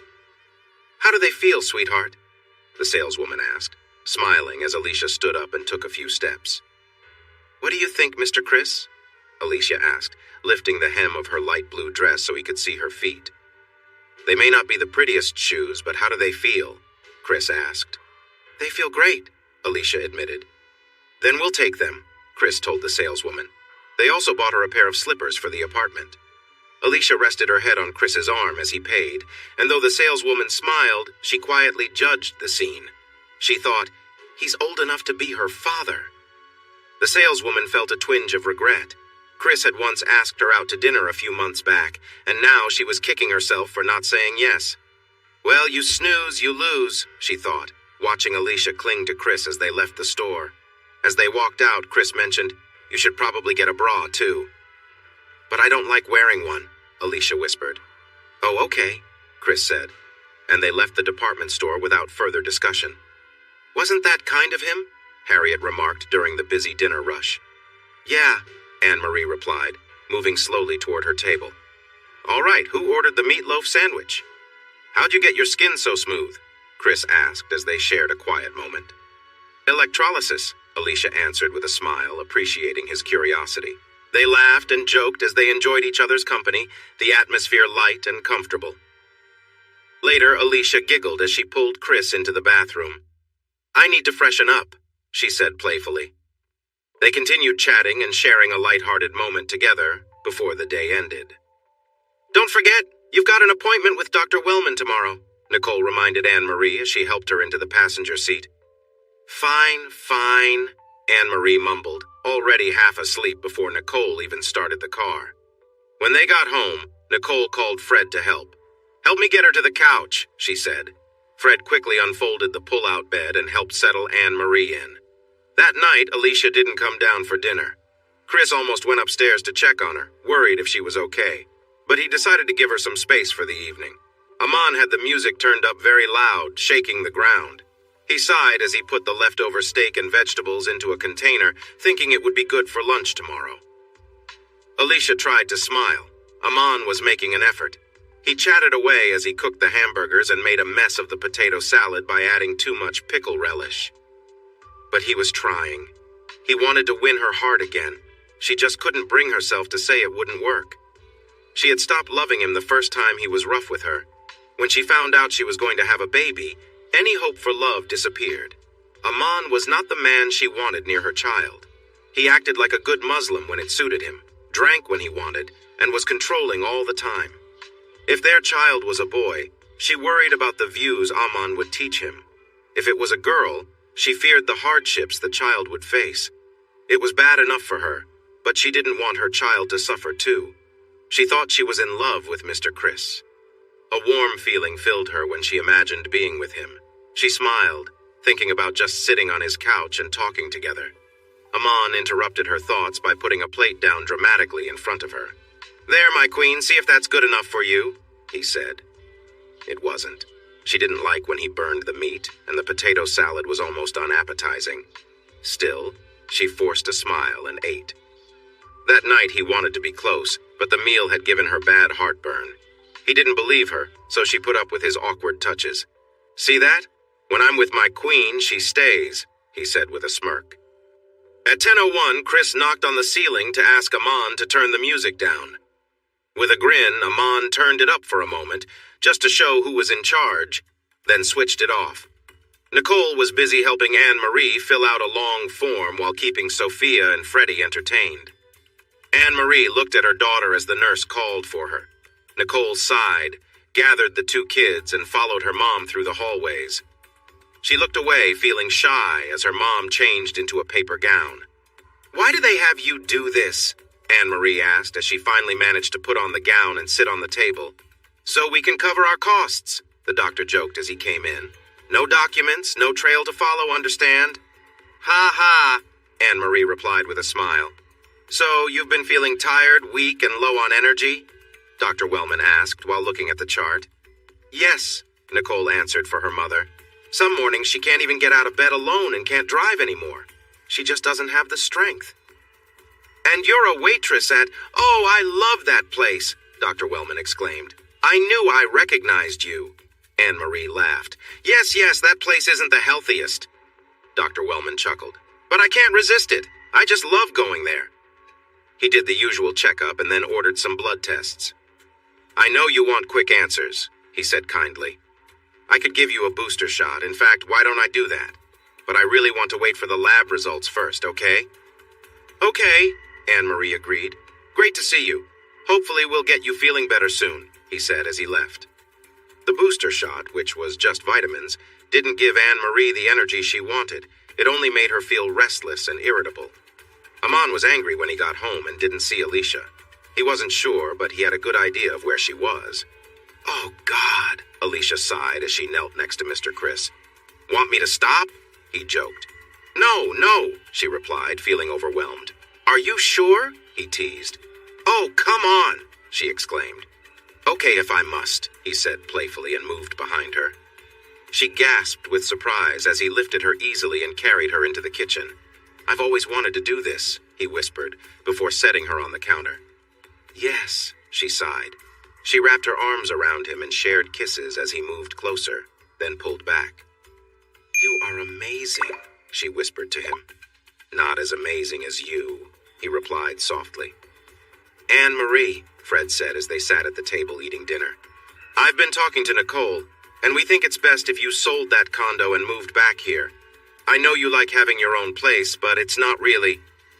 Okay, Anne-Marie said, too tired to argue. She would call the real estate agent on Monday. The agent had mentioned visiting from time to time, but Anne-Marie wasn't interested in that. However, she was sure the agent would be happy to hear from her. They didn't say anything as she slowly went upstairs and entered apartment 3. She stumbled slowly to the bathroom and took off her pretty lacy top and blue jeans before starting the shower. After she finished, she put on the soft nightgown and fuzzy slippers Mr. Chris had given her and shuffled out of the bathroom. He was still on the old couch, looking at her with tired eyes. The many beer bottles around him showed he had been drinking a lot, but he was still aware enough to cause trouble if he wanted to. If you're going to hurt me, just do it quickly, she said, feeling defeated. He stayed still, and after a long pause, she sighed and lay down on the uneven bed, trying to find a comfortable position before finally drifting off to sleep. Dr. Horace Wellman sighed deeply as he looked at the test results again. He would wait for the official report from the lab, but he already had a good idea of what it would say. It doesn't seem fair, but I have to accept it, he said out loud. Julie, his nurse, gently rubbed his back and then patted his shoulder. You need to eat. It's not good for you to skip meals like this, she reminded him. Always reminding me, he said with a smile. And what would you tell your patients? She asked. Good nutrition is as important as breathing and drinking, he replied, standing up. Even more important than exercise. You could do a lot of push-ups, but it won't help if you're only eating junk food. How's that? Very true, she agreed. Now let's get something to eat. Wait, let me make sure I heard you right, Sweet William said as they eased into a steady pace. You're seeing someone else's partner? Yeah, the kid upstairs, Chris admitted. That loud guy from upstairs? Yeah, the same one, Sweet William replied. Isn't that part of what caused the problems between you and Anne-Marie? She cheated on you, so why are you doing the same with someone else's girlfriend? Hey, I didn't ask for this. He sent her down here because he owed me rent, Chris explained. So it's okay if it's someone else's girl, but it's not okay if it's yours, huh? William remarked. Man, forget it. I shouldn't have told you anything, Chris said, clearly frustrated. Aman stopped by his grandmother's house after work. Hey, Jordan, his brother greeted him. How many times do I have to tell you? In the Nation of Islam, I go by Aman, he snapped. Whatever, man. You were born Jordan, and that's who you'll always be, Jerome shot back. I need to talk to you, Aman said, nodding toward the back of the house. Still with that girl? Jerome asked. Man, come on, Aman replied, annoyed. Jerome laughed. If you get tired of her, send her my way. Alicia kissed Chris goodbye and promised to be back in 30 minutes for dinner. I've got a surprise for you, she said with a grin. I'll bring it down in a bit, okay? Sounds good, Chris replied, exchanging a few more quick kisses with her before she left. As she drizzled chocolate syrup onto a bundt cake, she daydreamed about making dinner extra special for Chris. But Chris's peaceful evening was interrupted by a loud knock at the door. He sighed as he opened it to find Aman, clearly under the influence of something. Yeah, that's right, Aman muttered aggressively, a wild look in his eyes. Before Chris could react, he saw the gun in Aman's hand. Without hesitation, Chris slammed the door shut just as Aman squeezed the trigger. The gunshot echoed through the small hallway, the sound deafening. Chris dived into the closet, heart racing, as bullets tore through his door and ricocheted around the room. Shaking, he grabbed his phone and frantically dialed 911.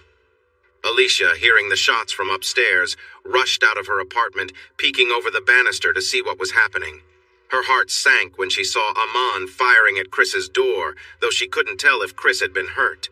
Aman, noticing her, pointed the gun upward and fired again.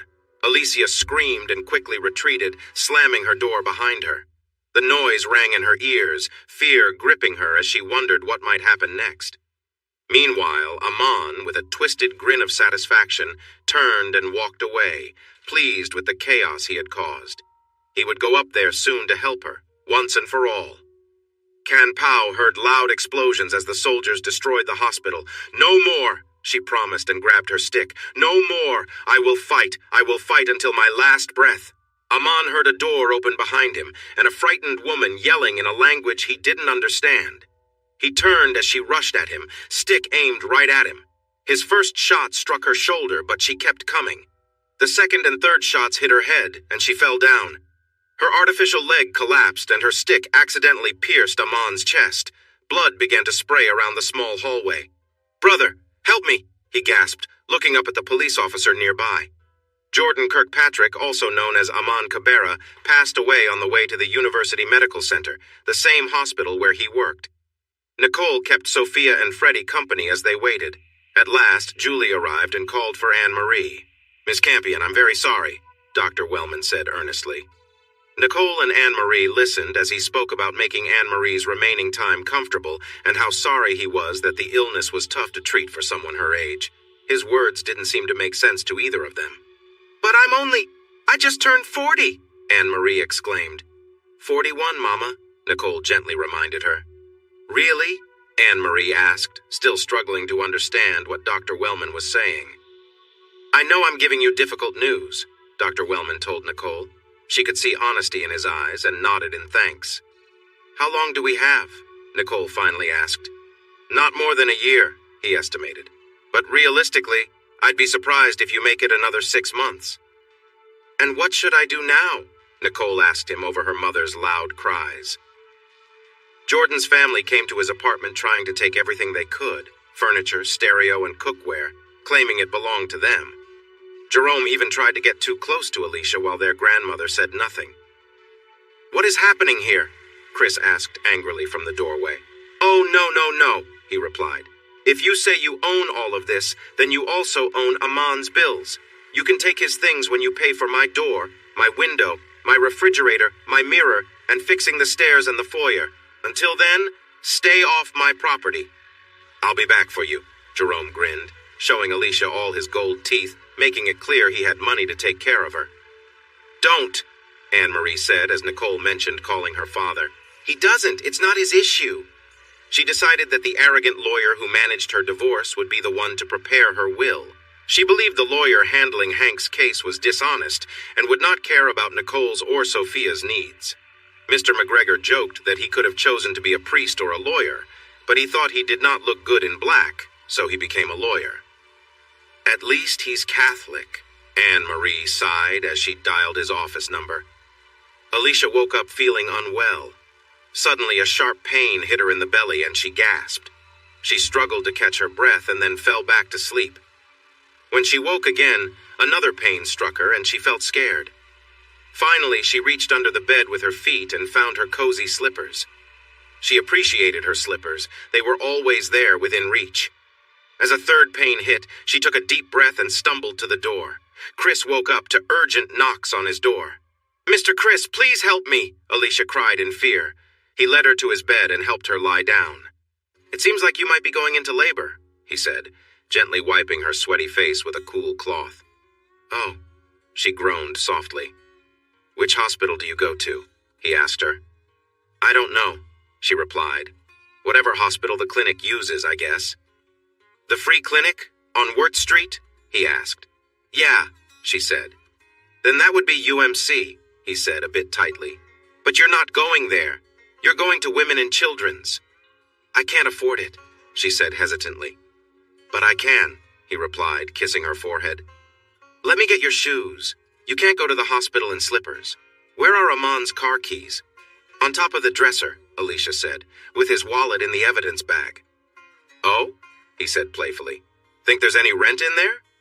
He quickly went upstairs to get her shoes, sweatpants, and a shirt. He found Aman's keys and put them in his pocket. He locked the door and hurried back down. Alicia was sound asleep when he returned to his apartment. He placed her things on the chair, changed out of his jeans and shirt, then slipped back into bed beside her. "I love you," she whispered, before falling asleep again. "Okay, you have my business card," he reminded her, giving her a gentle kiss before leaving. She settled back into his comfortable bed and was asleep before the sound of his motorcycle faded away. "Michael Christopher Dumas, Jr.," Sandra exclaimed, upset. "You turn around and take that young woman to the hospital. This could be her first baby. She might already be in labor." Alicia smiled as she looked around. She was in his apartment. She rolled around in his bed, enjoying the soft sheets and the comforting smell. Suddenly, she felt a strong urge to go to the bathroom and hurried there. "Oh, no!" she gasped as a sharp pain hit her. "I'm here," she heard his calming voice. His hands were on her, providing comfort. "Who's her doctor?" the nurse asked while Chris rushed Alicia into the lobby. "She doesn't have one. Get the closest one. I'm paying," Chris said. "Don't worry, it'll be okay," the nurse told the scared Alicia. If she thought Aman was a reckless driver, she was not ready for Chris, who was both worried and frantic. As they approached the familiar hospital, Chris remembered little Mikey's face. Mikey had been born in this hospital and never got a first birthday card. "Please, Nicole," Anne-Marie pleaded, "could you take care of that?" "Already done," Nicole smiled and pointed to the cake in the refrigerator. "Thanks. I don't know what I'd do without you." "Thank Fred. He's the one who got it," Nicole replied. "You have a great man," Anne-Marie said wearily. "Don't tell him that," Nicole grinned. "What's going on?" Fred asked as he walked down the stairs. Danny Scanduro looked up as a well-dressed man turned from the teller window and approached him. He smiled and stood to greet the potential client. "I'm Danny Scanduro, the loan officer here," he said, reaching out his hand. "Okay," Chris replied, shaking his hand quickly before pulling out a photograph. "And how can I help you, mister?" Danny asked. "This is a picture of my grandson, Christopher Michael Scanduro, born yesterday at 4:30, Chris said, handing the photo to Danny and leaving the bank. "Yes?" Cindy Scanduro asked with a cautious smile as she stepped out from the room she shared with 4 other credit consultants. "Here's a picture of your grandson, Christopher Michael Scanduro, born yesterday at 4:30, Chris said again, giving her the photo of a lovely little redhead before leaving. "So I guess Tiny Tim is the father, not Aman," Alicia thought aloud while holding her baby boy. "Beautiful doesn't even begin to describe him," Cindy said to her husband. "Yeah," he agreed, not sounding very enthusiastic. They sang happy birthday, and Sophia laughed with joy. She loved birthdays. They meant cake and ice cream. "Make a wish," Anne-Marie said, smiling. Inside, she felt far from happy. She was tired and wanted to rest, almost in tears from exhaustion. But today was Sophia's 3rd birthday, and it might be the last party she would ever see. McGregor quickly filled out the forms for her, making the right sounds of understanding. He seemed surprised about the lawsuit regarding Hank Campion's death. He promised he would look into it for her, without charging her anything. "Yes, ma'am, I am a lawyer, but I don't believe in taking advantage of anyone," he said with a small smile. "In the end, we all answer to a higher power, and I want to be ready for that." Suddenly, the other lawyer stopped making demands. True to form, Sophia was more focused on the cake and ice cream rather than the gifts. "Little pig," Nicole joked as Sophia pointed to the large rose on the cake, insisting on having that piece for herself. Danny entered the room and saw his daughter and grandson. After not seeing her for 2 years, he felt a mix of shock and disappointment. She was feeding the baby, and the tattoo on her arm was clearly visible. The gap in her teeth also stood out as she chatted happily with her child. When she noticed the look on her father's face, she lowered her head in shame. "So, who was that guy at the bank yesterday?" Danny asked, trying to sound cheerful.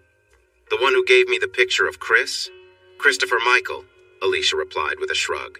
"I don't know. Probably Chris. What did he look like?" She smiled as her father described Chris to her. "Yep, that's Chris Dumas," she said happily. "Is he the baby's father?" Danny asked, trying to keep his voice steady. "No, he's not," Alicia said, shaking her head. "Hey, I'm here to see my grandson," Cindy said with a smile as she brought in a somewhat reluctant Bobby. Oh my gosh, he's so cute," Sandra exclaimed when Chris showed her the picture of Christopher Michael. "Uh-huh." Chris pretended to be uninterested as he closed the locket and put it back in its box. "Oh, can you please glue this one to my wall? I can't move anything because of you." "That's the whole point," Sandra admitted as she rushed into Chris's office. "Oh, I think we'll start a whole new wall for Christopher Michael Dumas," she said while hammering a nail into the wall next to Chris. "It's Christopher Michael Scanduro," Chris corrected, carrying a cup of coffee into the office. "Uh-huh," Sandra replied, sticking the picture to the wall. "What's all this noise about?" Sweet William asked as he walked in. "Chris's son," Sandra said, pointing to the picture of the little redhead. "That is not Chris protested.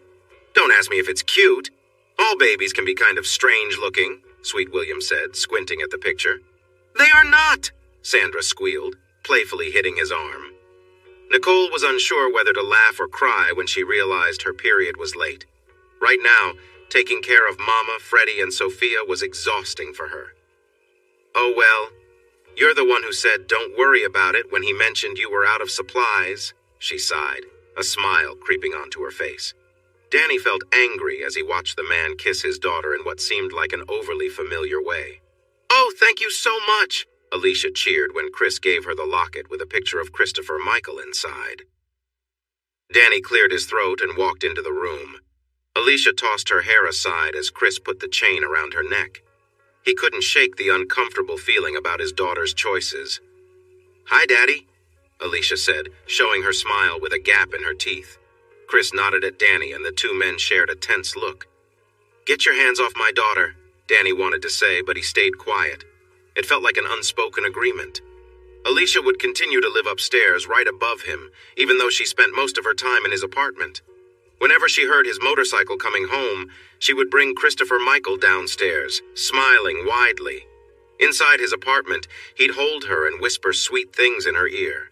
If the baby was awake, he'd play with him, and then cook dinner while she shared stories about her day, or they'd talk about his work. She would feed Christopher Michael in front of him, ensuring he saw her caring for the baby. After dinner, they would sit together and watch TV. He had mounted a screen on the wall. Around 10, he would gently send her back upstairs so he could sleep. Then she would carry Christopher Michael upstairs, lay him in the crib Chris had bought, slip into her bed, and cry herself to sleep. She told him she loved him, saying, "Chris, I love you," to which he smiled and hugged her, thanking her. Why didn't he feel the same way? Every time she left, he wanted to say, "Don't go yet," but he stayed quiet. He was much older than her, and felt he had nothing to give this lovely girl. Why she spent her evenings with him was a mystery, but he was thankful she did. When she said she loved him, he wanted to express his feelings for her and for Christopher Michael, but he held back. He thought it would just make him look foolish. And after his past experiences, he wasn't eager to feel that way again. And there's no fool like an old fool, he reminded himself.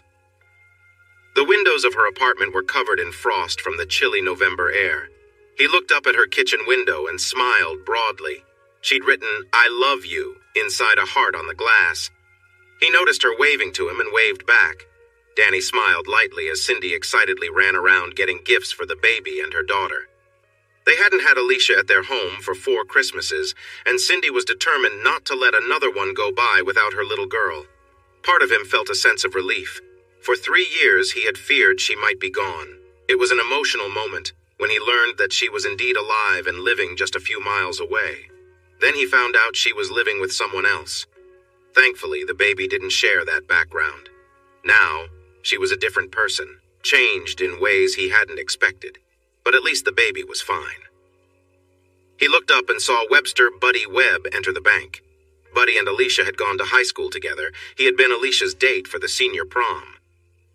"Hi, Mr. Scanduro," the young man said politely.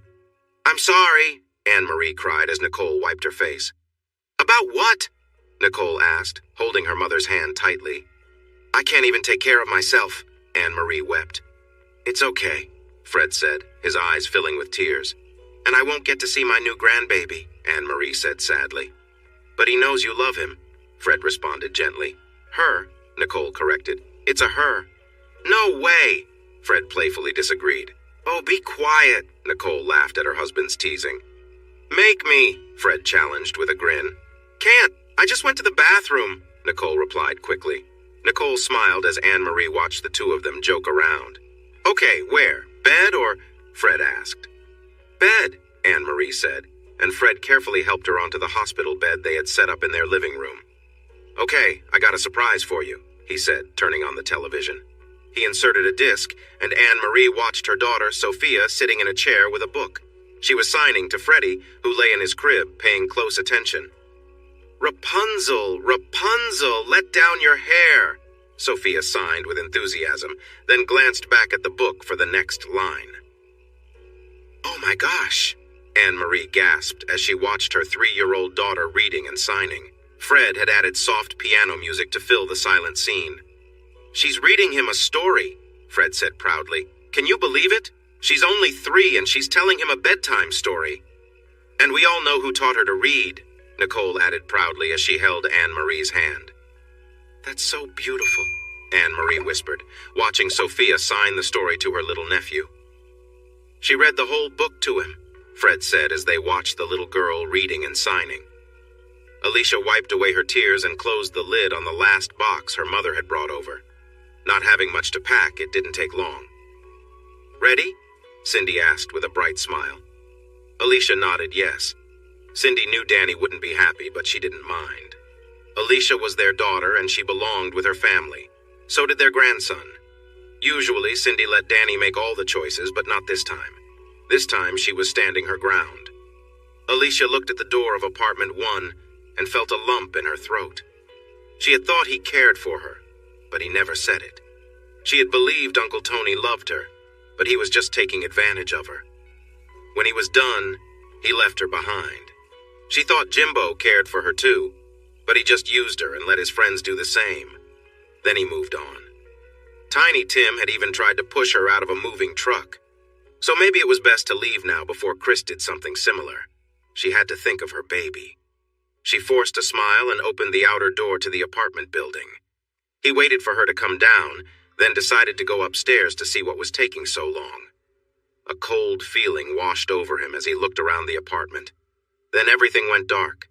It seemed like a long time before he woke up on the floor. He looked around again.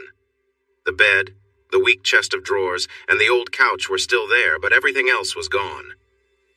All of Christopher Michael's clothes, toys, crib, stroller, and car seat were missing, and she hadn't even said goodbye. She claimed to love him, but didn't bother to say goodbye. Numbly, he went downstairs, had his dinner, then went back up to clean the apartment, getting it ready for someone new.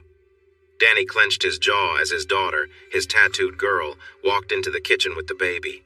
He held back his frustration as Cindy cheerfully welcomed Alicia and Christopher Michael. Suddenly, he got up and left the room. Alicia blinked back tears as she heard the front door slam. If Cindy noticed, she didn't show it as she continued her cheerful chatter with her grandson. Sandra put her cup of coffee down on the desk, listening to Chris's shower running. He and Sweet William had just done a 5-mile run in the cold December air. Don't come to me when you both get sick, she had warned as they came in, soaked with sweat. As she turned to leave his office, she heard the unmistakable sound of someone crying. She rushed out of his office, her own eyes filling with tears. It's your own fault, Michael Christopher Dumas, she whispered. You let that girl go. On Christmas morning, Anne-Marie watched from her bed as Sophia tore open her gifts and proudly showed her everything Santa had brought. Freddie was just 2 years old. He didn't really understand what was happening, but he loved being part of the excitement. And do you know why we get presents? Fred asked the 2 children. Jesus loves me, Sophia replied. That's right. You're such a smart little girl, Fred said with a smile. You feeling okay, Mama? Nicole asked, looking cute in her red sleep shirt and Santa hat. Yeah, Anne-Marie said with a smile, though she wasn't entirely truthful. Danny felt a mix of emotions as he watched his daughter cheerily play with the baby and admire all the gifts Cindy had gotten. He loved his daughter and grandson, but he couldn't explain the frustration building inside him. And there was that locket, the one from her old boyfriend. Danny forced a smile when his daughter thanked him for the new clothes. Since Cindy came back with their daughter, that old guy hadn't called again. Bobby jumped up with excitement when he saw the Sony PlayStation 2. Finding it had been a challenge. He'd searched stores for miles and even traveled to New Orleans just to get one. Chris smiled as he looked at the funny Christmas card Sandra had sent him. It showed Sandra with Jimmy and their kids, along with their 2 dogs in front of their Christmas tree. Perfect, he said, and set it down. Sweet William's card wished him a Merry Christmas and a Happy New Year, and he had even signed it with love. It takes a real man to do that, Chris thought, smiling. He locked his apartment and took his suitcase to the waiting cab. "Where to?" the cab driver asked as they headed toward Lafayette Airport. "Las Vegas," Chris replied. "Oh? Spending Christmas with family?" the cab driver asked, only half interested.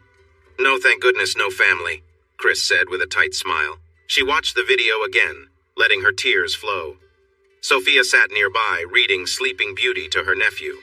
Fred had edited the video, adding soft piano music that gently filled the quiet moments. He had chosen a different piece for each video he created. "And they lived happily ever after," Sophia signed as she shut the book with a soft thump. "One more," Freddie asked, signing to his Aunt Sophia. "Time to sleep," she signed back firmly. "Yes, ma'am, Miss Bossy," Anne-Marie said with a smile as the video screen faded to black. "Pilot," Sandra said when she answered the phone. "Miss Sandra, this is Nicole," Nicole said, her voice shaking. "Nicole, what's wrong?" Sandra asked, filled with concern. "My mama's in the hospital." Dr. Nicole began to cry, her sobs loud and heart-wrenching. Chris raised an eyebrow when Sandra told him about the call. "So, when are you going to see her?" Sweet William asked as they jogged along the highway. "Not going," Chris replied, keeping up with Sweet William's fast pace. "What? Are you serious?" Sweet William stammered. "Yep," Chris said. "We're not even married. Why should I visit her?" He noticed Sweet William had fallen behind and turned back. Sweet William was standing several yards away looking shocked. Chris ran back to him. "I really don't understand you," Sweet William exclaimed, frustrated. "I know she hurt you, but come on, she's not well." "And?" Chris said. "I'm sorry about it, but I don't see the point." "Honestly, I hope we outlive you," Sweet William said as he turned to head back to the office. "That's all I'll say. You better hope we do, so at least 2 people will come to your funeral." She was not in pain, just very tired. Her fingers held onto the rosary she had as a child. Even though she couldn't feel it, it brought her some peace. "Hi," Chris said softly. "Chris?" she whispered, surprised. "I heard you're not doing well," he said, looking into her brown eyes. "I'm dying," she said plainly. "I know," he replied. "I'm sorry." "Chris?" she asked. "Yes, Anne-Marie?" he replied. "I know I shouldn't ask this, but," she said slowly, struggling. "Anything," he assured her. "Please, forgive me," she pleaded. "I do," he said. "I've forgiven you," and she smiled with relief. She felt his lips brush against hers and felt a moment of happiness. "Thank you, Chris," she said. "I need you to forgive me too," he said quietly. "I haven't been the best." "I'm sorry too," Anne-Marie whispered. "If you haven't been great, it's partly my fault." "Are we good?" he asked, and she nodded. "Nicole," she said suddenly with urgency. "Please help our daughter. She's changed. Promise me you'll take care of her." "I promise," he replied. They chatted for a little while longer until she drifted off to sleep, completely worn out. He gently touched her face and then stepped out of her room. She heard soft piano music playing and imagined her daughter, her lovely, brave daughter, singing "Rapunzel, Rapunzel, let down your hair." "Do you think she can hear that?" Nicole tried to hold back her tears as she looked down at her mother. "I think so," Fred replied, tenderly taking his mother-in-law's hand. Buddy had not changed at all since high school. He was still immature, self-centered, and a bit arrogant. These were the reasons she had avoided going to the senior prom with him, and why there had never been a second date. But her father liked Buddy, and he seemed to like Christopher Michael, even if he insisted on calling him Chris or Chrissy. "It's Christopher Michael," she reminded him again as Buddy showed them around the Baylor Lake cabin his family owned. She smiled, looking at the lake. Spring was her favorite time of the year, and the scenery was beautiful. Her smile revealed the small improvements her father had made for her. "And we can dive right off the deck," Buddy said, leaning over the railing to show her how it extended over the water. "Oh, I really don't think I want to wear a swimsuit," Alicia replied quickly. "Ah, afraid people will judge you?" Buddy joked. "No," Alicia responded, glaring at him. She felt fine about her body. She had lost most of the weight she had gained while having Christopher Michael, but it was the many tattoos she still had that made her hesitant to wear a swimsuit. "Or we could swim without suits," Buddy suggested with a grin. "Uh-huh," Alicia said, rolling her eyes. "Whatever." She prepared a simple lunch, made them both a green salad, and brought it to the table. Buddy sat back and waited for her to serve the meal without offering to help. Then he left his plate on the table for her to clean up. "Whew," he remarked when Christopher Michael needed a diaper change. Alicia waited for a moment to see if Buddy would help change the boy's diaper. Chris had never complained about changing the boy, even when it was a messy situation. Chris had always been eager to assist her, but her father didn't like Chris. He had not liked Tony, who had left her. He hadn't liked Jimbo, who had used her and moved on. Maybe her father was right. Maybe Buddy was someone who could support her. They sat on the deck and watched the sun as it set, creating beautiful colors in the sky. "Careful," she whispered when he reached to touch her. "I'm feeding the baby." She responded to his touch and gave him a kiss. "What's the deal?" he said when she moved his hand away. "It's not like you've never been with someone before." "That doesn't mean I'm ready for everything," she replied firmly. He felt surprised when he saw Anne-Marie lying in her hospital bed. The last time he saw her, she was young and full of energy, looking a bit proud as she held onto Tom Sampo's arm. Chris made himself a drink and stepped out onto his back porch to watch the sunset.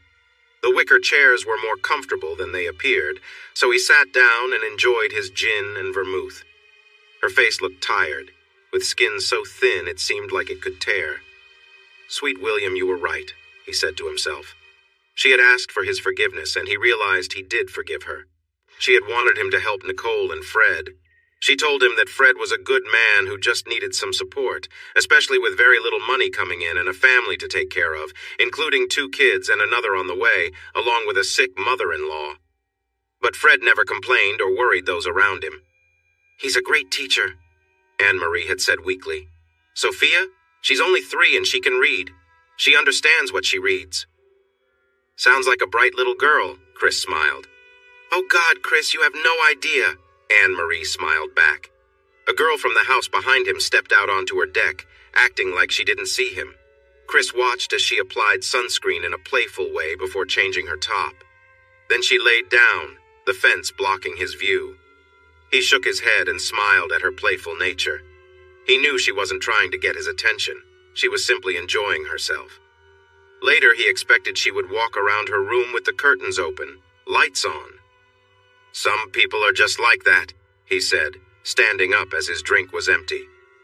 "So?" Danny asked when Alicia and Christopher Michael entered the house. "How was it?" Cindy poked her husband gently. "It was fine," Alicia replied with a shrug. "His parents have a nice place by the lake." "Come on," Cindy whispered to Danny. "What?" "I just asked how my daughter's date was," Danny said. "Uh-huh," Cindy replied, not believing him. Father Dave held the woman's hand kindly, preparing to give her the last rites. "Go in peace, my child," he said to Anne-Marie. He stepped into the hospital hallway and smiled at Nicole, Freddie, and Sophia. "Hi," he signed to Sophia. "Hi, Father Dave," she replied with a smile. "Okay, that's all I know in sign language," he joked, signing "I love you" to her. "That's plenty," Nicole said. "More than most people know." "See you all this Sunday?" he asked. "We should, unless," Nicole replied. Chris walked upstairs to his bedroom and looked out the window. The girl was walking around in her bedroom, a towel casually wrapped around her body. Now and then she would lift the edge of it, giving him a brief view of her. He had purchased the house right after New Year's. When he came back from Las Vegas and entered his apartment, he felt a wave of loneliness. On January 2nd, he called a real estate agency and asked to look for houses in Bender or DeGard. They found a house on January 4th, and he made an offer immediately. Sandra and Sweet William helped him choose the furniture, and he realized they had a better sense of style than he did. The girl was now putting lotion on her legs while sitting on the edge of her bed. This position allowed him to catch glimpses of her as she worked. "Uh-huh," Chris smiled as the girl looked toward his room. "Like I'm going to return the favor?" It was a 4-bedroom house, and both Sweet William and Sandra asked him why he needed such a big place. He didn't really have an answer. The previous owners must have had children because there was an almost new swing set in the backyard. That swing set had made Chris decide to buy the house. "I have a grandson," he finally told Sandra. "You never know. Nicole might need me to babysit one night. Freddie will have a swing set to play on, and his own room for naps." "Uh-huh," Sandra replied, and chose a racing car bed along with a chest of drawers for the child's room. That is cute, Chris smiled. She could hear the music from the piano and saw her lovely little girl sign, "And they lived happily ever after." All her exhaustion faded away, replaced by a wonderful sense of calm. The brightest light she had ever seen surrounded her, but it didn't hurt her eyes. "God," she asked in awe. Nicole cried out in despair as the monitor showed a flat line. "Hello?" Chris mumbled sleepily as he answered his phone. "Daddy?" Nicole's voice came through. Cindy was polite as she sat on the deck of the lake cabin with Danny, Alicia, Bobby, Christopher Michael, and Buddy with his parents. She felt uneasy around the Webbs and often wondered why Danny liked them. "Yeah, Jack and I argue about religion," Susan laughed, having had a few drinks. "He thinks he's right, and I don't." Jack made Alicia uncomfortable. He seemed to stare at her the whole time. When Christopher Michael needed to eat, Alicia kindly but firmly closed the bedroom door to take care of her baby.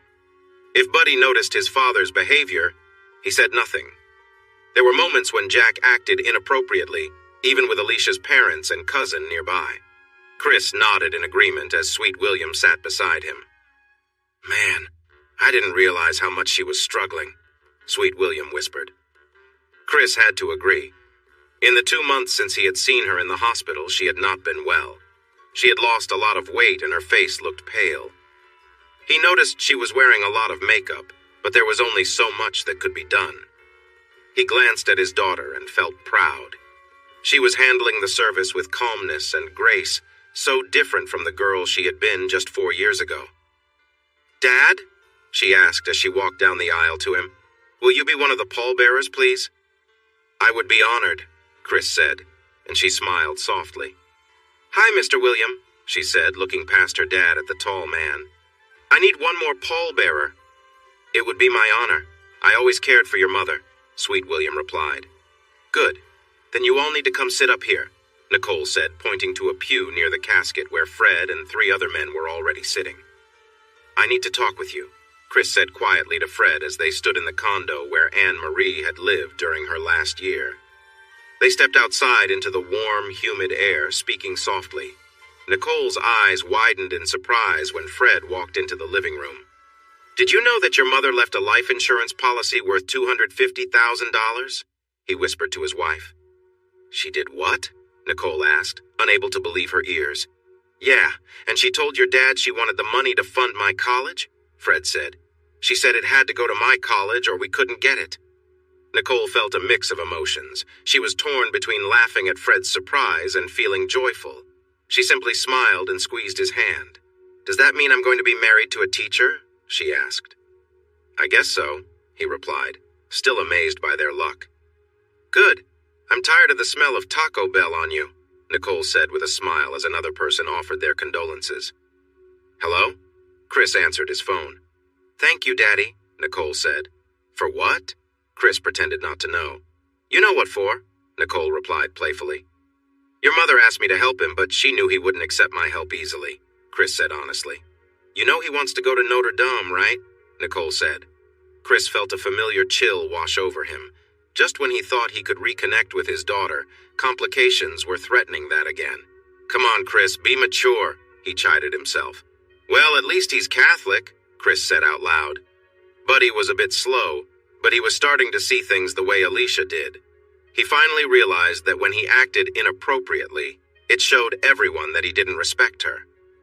"Would you like it if I kept calling you names like stupid or something worse?" Alicia asked.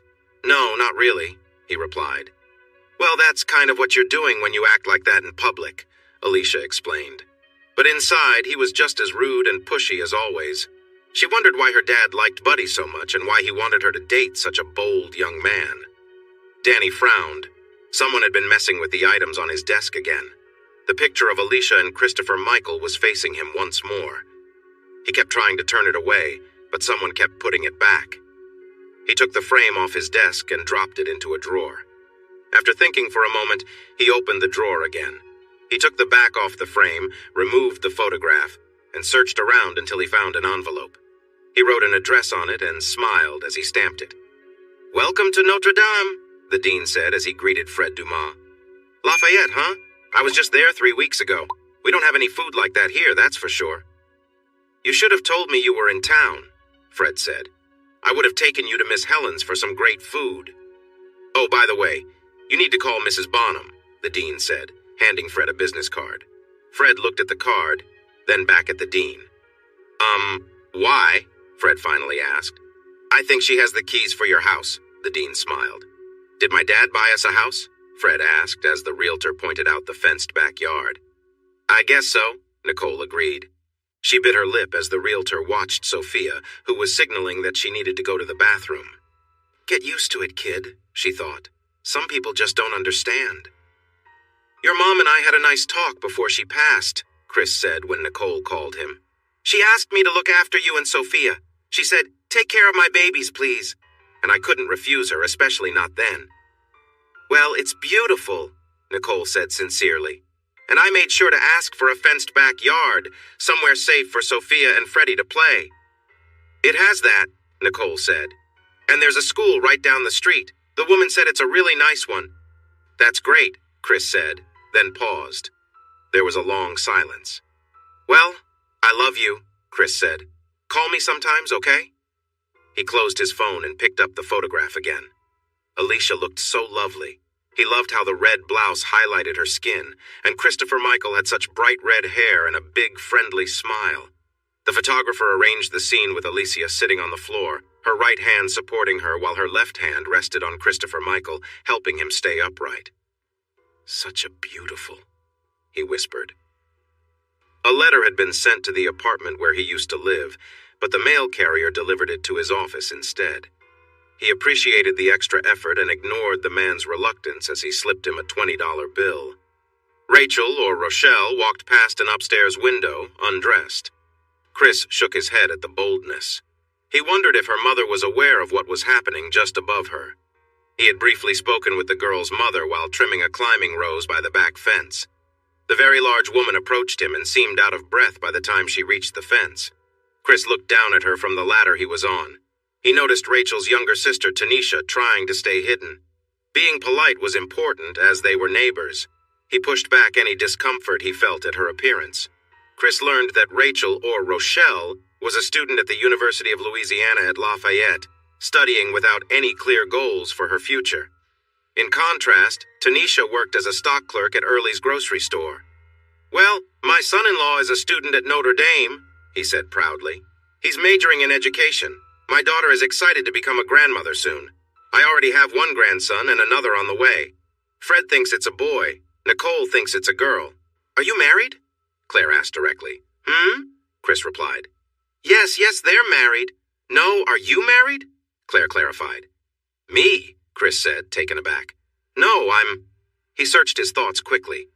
Engaged, he finally said. Oh, Claire responded, and then turned to walk back to her house with Tanisha following quietly. Goodness, Chris thought, watching them go. He went into the living room, found the box of frames that Sandra had left for him, and placed the photograph inside. Tomorrow, he would take it to the office for Sandra to add alongside the one photo he had of Christopher Michael. She would go on about how lovely the boy was, and he would agree. Alicia felt a rush of heat as she shared the story of her tattoos with Buddy. She turned to see his flushed expression. His jeans looked a bit tight, and she felt uneasy. Instead of showing disgust or sympathy or anger at her story, he seemed intrigued. So, was that the only time you were with a girl? He asked, almost breathless. Yes, she replied sharply, feeling frustrated. It's not like I was with her. She pushed herself on me. She wanted to strike him. There was a sudden mark on the front of his jeans. You know what to do, Daddy, Nicole cried and chuckled as the contractions began. And here's Johnny, Fred said as he pulled on his blue jeans. It's Anne-Marie, and you know it, Nicole shouted, laughing. Jonathan Michael Dumas, Fred said as he slipped on his sweatshirt. Quiet and go wake the kids. Miss Evelyn is waiting for them, Nicole said, and groaned as another contraction came. She didn't even have a key. Daddy said this was her house, that it was Christopher Michael's house, but she didn't have a key, couldn't come and go as she wished. They felt trapped here. She took the baby, now walking on wobbly legs, into the backyard, making sure the door was unlocked before it closed. In early autumn, leaves lay on the ground, crunching under her feet. Christopher Michael laughed and gurgled as he stumbled and fell into the thick leaves. He was such a cheerful baby. He was the true joy of her life. The 11-month-old found a large ball and kicked it, tumbling over with the effort. Laughter filled the air. Her cell phone rang and she pulled it out to see the name. Buddy. Again. Since last night, when she insisted he take her home, he'd been calling and leaving messages. She had listened to his apologies, but it was obvious he didn't really understand what he was sorry for, nor why she was so upset. "Here's Johnny," Fred said once more. "Be quiet," Nicole said and kissed him while holding the baby boy. "Did you call your dad yet?" he asked. "Uh-huh," Nicole replied, smiling. "I think he was really emotional when he hung up." "That's right," Chris said as he walked into the lobby and tossed a bubblegum cigar at Sandra. "That's right. I'm a grandfather. Jonathan Michael Dumas, born at 3 o'clock this morning." Sandra put her finger to her lips to hush him and pointed to the couch in the lobby. He glanced over and saw Alicia, sound asleep, her head tilted back. At her feet was a stroller, Christopher Michael strapped in. The boy was just waking up and looked up at Chris, smiling his 7-toothed grin. "Hey, Christopher Michael," he said quietly, crinkling his nose slightly. The boy needed changing. He unhooked the diaper bag from the back of the stroller and took it and the boy into the bathroom. "Whew, did you eat that?" He chuckled as he cleaned the boy up. Christopher Michael laughed happily as Chris changed his diaper. "Come on, son, let's see if Mommy is awake," Chris said, leaving the bathroom.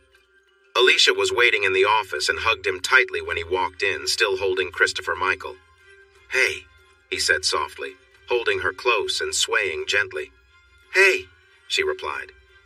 "What are you doing here?" he asked. "I went down to the apartment, but the man in number 2 said you moved and didn't know where. I was worried you might be gone for good, so I walked back here. Miss Sandra arrived just as I got here. I told her who I was, and she recognized me because I had Christopher Michael. She let me in and said you would come soon. I fell asleep, and when I woke up, Miss Sandra told me you took him to change his diaper," Alicia said, talking quickly. "You walked all the way from the apartment?" Chris asked, kissing the top of her head. "First, I walked from my mom and dad's to the apartment. I couldn't take it anymore," Alicia admitted. She pulled back to look into his eyes. "Chris, I know you might not really love me," she said sadly. "But I am okay with that if you want us." "Don't really. Are you joking? I love you more than I can express, more than words can say, but," Chris said, surprised. "You do?" Alicia asked, barely able to believe it. "When I lost you, my happiness disappeared," Chris replied. "You can ask Sandra. I've just been moping around without a smile on my face." "Sandra, I need to borrow your car," Chris said as he rushed out of his office. "Of course," she said, handing him the keys to the car he had given her as a Christmas present. "And I'm taking the rest of the day off," he added. "Not expecting to see you until Monday," she replied. "Oh," Chris said, realizing something. "And look, there's a swing set. I got that in case you ever brought Christopher Michael here," Chris said excitedly, showing her the backyard. "And you've got to see his room. It has—" "I'd rather see your room," Alicia said with a joyful laugh. "By the way, you have a beautiful smile," he said and kissed her again. "Yeah, you like my new teeth?" she asked, laughing. "They're beautiful," he replied and kissed her again. "Come on, the stairs are right over here." She liked ska music, but she didn't think it was something she loved enough to get a ska tattoo on her back. And the older man had a great shape for his age. "Oh no!" Alicia shouted. "Oh no, sweetie!" Chris laughed. He had just changed the sheets the day before, but it looked like he might need to do it again. The bed was wet with several spots, as if he and Alicia were trying to make up for lost time. Sophia asked if the man was her brother, and Nicole said it was her nephew. "Want brother," Sophia said. "Okay, brother," Nicole replied. "Good," Sophia smiled. "Here, Johnny." "Fred," Nicole shouted. "Come on, teaching her things like that." "Next will be Anne-Marie," Fred said, giving his wife a kiss. "Uh-huh. Think I'm ever going to let you near me again?" Nicole said with a pout. "Teaching her, here's Johnny?" Chris searched through the dresser and found what he was looking for. Alicia smiled when he came closer, but frowned a bit when he knelt next to her by the bed. "I wish I could make this really special, like fly you to Paris or something, but I'm worried if I wait too long, I might miss my chance. Alicia, will you marry me?" His mother's ring fit her perfectly and she kept admiring it. For the first time, he noticed how small the diamond was. "I'll get you a better ring tomorrow," he promised. "Oh, no you won't," she said firmly. "Nothing else would be as perfect as this. This is my ring." Cindy was really happy and relieved to hear about Alicia and Chris's engagement. Danny wasn't as excited until Chris jokingly asked him, "So do I call you Dad now?" "Danny will be fine," Danny said with a half smile. "Behind my back you can call me whatever, but to my face I prefer Chris," Chris said, and they shook hands. "Oh, hey," Danny said when he saw Alicia and Cindy carrying boxes out to the car. "I'm not spending another night without her," Chris said firmly. "Oh, all right, whatever. She's an adult now," Danny grumbled. They were in the garage making orange sherbet, as Alicia said the machine was too loud for the house. Christopher Michael was so excited about ice cream for dessert that he made up a song and danced around while his dad mixed the ingredients. "You're a handful, you know that?" Chris laughed as the kid danced around. He looked up as a car pulled into their driveway and smiled when he saw the Fighting Irish license plate. Christopher Michael kept dancing, not minding if anyone was watching. "I gave you that!" Nicole shouted. "For Father's Day, I gave you that ice cream maker. I was 12, and wow, I can't believe you still have that thing." "Hi, how are you?" Chris said with a big smile as he hugged his daughter and kissed her on the forehead. "When did you all get into town? How long are you staying? Where are my grandsons?" "Whoa, who's that?" Christopher Michael said in surprise as Sophia got out of the car. "That's Sophia, right?" Chris asked. "Come here and meet your sister, Nicole." "Hi, Sophia," Christopher Michael said, reaching out his hand. "I'm Christopher Michael Dumas." Sophia stared at him and then looked at Nicole. "Name Christopher Michael," Nicole signed. "Shake hands." Sophia looked back and shook Christopher Michael's hand but tried to pull away. Christopher Michael held on tight. "Come on inside, you have to see my room," he said excitedly, trying to guide her toward the door leading into the house. "Naole!" Sophia shouted, looking for Nicole. "Son," Chris said gently, "she can't hear you, she's deaf. You're speaking really fast and she doesn't understand." "She's what?" Christopher Michael asked, puzzled. "She's deaf," Nicole explained. "That means she can't hear." "What?" Christopher Michael asked. "Why can't she hear?" "Her ears don't work," Chris replied. "Then fix them, Daddy," Christopher Michael insisted. He turned to Sophia, who was calming down a bit. "My dad can fix anything. You should see his motorcycles. He built them himself. He even lets me ride them. Come on, I'll show you." "I don't think he gets it," Nicole said sweetly to Sophia. "But where are Freddie and Johnny?" Chris asked. "Fred took them fishing," Nicole laughed as she led them toward the house. "That means I'll have 3 sunburned men waiting for me when I get home." Alicia smiled as the 4 of them entered the house. Cynthia stood shyly behind her mother. "Hi, Chris. I hope you don't mind, but I invited your daughter over for lunch," Alicia said with a friendly smile. "I'm Alicia. We talked on the phone yesterday." "Naole!" Sophia called out as Christopher Michael tried to pull her toward the stairs. "Son, no!" Chris said firmly. "If you want to play with your toys, you need to bring them down here." By the time Alicia took the lasagna out of the oven, Christopher Michael began to realize that Sophia couldn't hear him. Sophia also started to see that the upbeat boy was friendly and not a danger to her. They were playing checkers when Alicia said it was time for lunch. "And for dessert, we're having orange sherbet. My dad makes the best orange sherbet in the world," Christopher Michael said happily as they sat down in the dining room. "Orange ice cream," Nicole signed, and Sophia's eyes lit up. "We're going to need more high chairs," Alicia chuckled as she placed 3-year-old Cynthia in one. "What?" Nicole asked, confused. "Christopher Michael is okay right there, right?" "I'm just trying to give your dad a little hint," Alicia smiled. "Like leaving the box on the bathroom counter didn't make it clear?" Chris joked lightly. They said a quick prayer before digging in eagerly. Sophia looked up and saw Christopher Michael staring at her. She made a silly face, and he smiled and blew her a kiss across the table. She gasped and turned to Nicole with a look of surprise. "He's silly," she signed to her sister. "No, he likes you," Nicole replied. True to her guess, Fred, Freddie, and Johnny were all sunburned and covered in bug bites when she and Sophia got back to the apartment they were renting. "Sophia has a boyfriend," Nicole said with a grin as Fred finished telling her about their fun day out in the basin. Oh, no, she doesn't, he said, overly protective of his little girl.